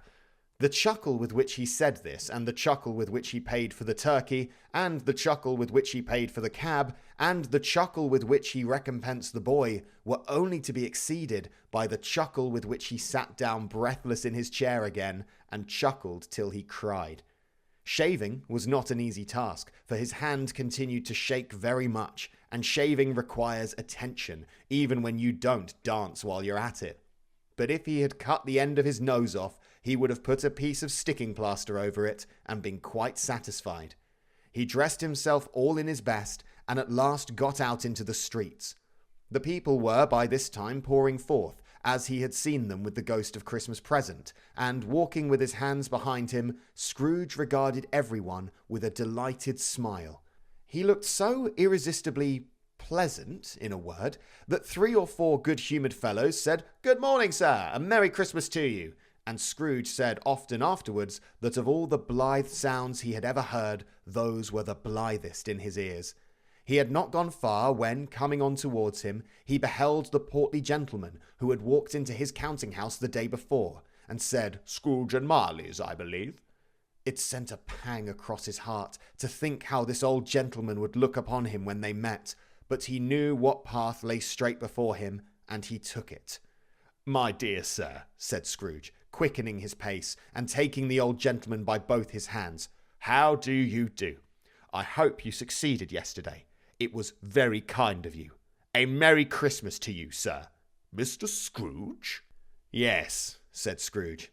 "That is my name, and I fear it may not be pleasant to you. Allow me to ask your pardon. And will you have the goodness?" Here Scrooge whispered in his ear. "Lord bless me!" cried the gentleman, as if his breath were gone. "My dear Mr. Scrooge, are you serious?" "If you please," said Scrooge. "Not a farthing less. A great many back payments are included in it, I assure you. Will you do me that favour?" "My dear sir," said the other, shaking hands with him, "I don't know what to say to such munificent—" "Don't say anything, please," retorted Scrooge. "Come and see me. Will you come and see me?" "I will," cried the old gentleman, and it was clear he meant to do it. "Thank ye," said Scrooge. "I am much obliged to you. I thank you 50 times. Bless you." He went to church, and walked about the streets, and watched the people hurrying to and fro, and patted the children on the head, and questioned beggars, and looked down into the kitchens of houses, and up to the windows, and found that everything could yield him pleasure. He had never dreamed that any walk, that anything could give him so much happiness. In the afternoon, he turned his steps towards his nephew's house. He passed the door a dozen times before he had the courage to go up and knock, but he made a dash and did it. "Is your master at home, my dear?" said Scrooge to the girl. Nice girl, very. "Yes, sir." "Where is he, my love?" said Scrooge. "He's in the dining room, sir, along with the mistress. I'll show you upstairs, if you please." "Thank ye. He knows me," said Scrooge, with his hand already on the dining room lock. "I'll go in here, my dear." He turned it gently and sidled his face in round the door. They were looking at the table, which was spread out in great array, for these young housekeepers are always nervous on such points, and like to see that everything is right. "Fred," said Scrooge. Dear heart alive, how his niece by marriage started! Scrooge had forgotten for the moment about her sitting in the corner with the footstool, or he wouldn't have done it on any account. "Why, bless my soul!" cried Fred. "Who's that?" "It's I, your Uncle Scrooge. I have come to dinner." "Will you let me in, Fred?" Let him in? It's a mercy he didn't shake his arm off. He was at home in 5 minutes. Nothing could be heartier. His niece looked just the same. So did Topper when he came. So did the plump sister when she came. So did everyone when they came. Wonderful party, wonderful games, wonderful unanimity, wonderful happiness. But he was early at the office next morning. Oh, he was early there. If he could only be there first and catch Bob Cratchit coming late, that was the thing he had set his heart upon. And he did it. Yes, he did. The clock struck 9. No Bob. 1:15. No Bob. He was full 18 minutes and a half behind his time. Scrooge sat with his door wide open, that he might see him come into the tank. His hat was off before he opened the door, his comforter too. He was on his stool in a jiffy, driving away with his pen as if he were trying to overtake 9 o'clock. "Hello," growled Scrooge, in his accustomed voice as near as he could feign it. "What do you mean by coming here at this time of day?" "Oh, I am very sorry, sir," said Bob. "I am behind my time." "You are," repeated Scrooge. "Yes, I think you are. Step this way, if you please." "It's only once a year, sir," pleaded Bob, appearing from the tank. "It shall not be repeated. I was making rather merry yesterday, sir." "Now, I'll tell you what, my friend," said Scrooge. "I am not going to stand this sort of thing any longer. And therefore," he continued, leaping from his stool and giving Bob such a dig in the waistcoat that he staggered back into the tank again, "and therefore I am about to raise your salary." Bob trembled and got a little nearer to the ruler. He had a momentary idea of knocking Scrooge down with it, holding him and calling to the people in the court for help and a strait waistcoat. "A Merry Christmas, Bob," said Scrooge, with an earnestness that could not be mistaken, as he clapped him on the back. "A merrier Christmas, Bob, my good fellow, than I have given you for many a year. I'll raise your salary and endeavour to assist your struggling family, and we will discuss your affairs this very afternoon over a Christmas bowl of smoking bishop, Bob. Make up the fires and buy another coal scuttle before you dot another I, Bob Cratchit." Scrooge was better than his word. He did it all, and infinitely more.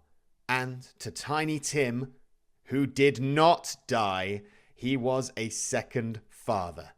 He became as good a friend, as good a master, and as good a man as the good old city knew, or any other good old city, town, or borough in the good old world. Some people laughed to see the alteration in him, but he let them laugh, and little heeded them, for he was wise enough to know that nothing ever happened on this globe for good at which some people did not have their fill of laughter in the outset, and knowing that such as these would be blind anyway, He thought it quite as well that they should wrinkle up their eyes in grins as have the malady in less attractive forms. His own heart laughed, and that was quite enough for him. He had no further intercourse with spirits, but lived upon the total abstinence principle ever afterwards, and it was always said of him that he knew how to keep Christmas well, if any man alive possessed the knowledge. May that be truly said of us, and all of us, and so, as Tiny Tim observed, God bless us, every one.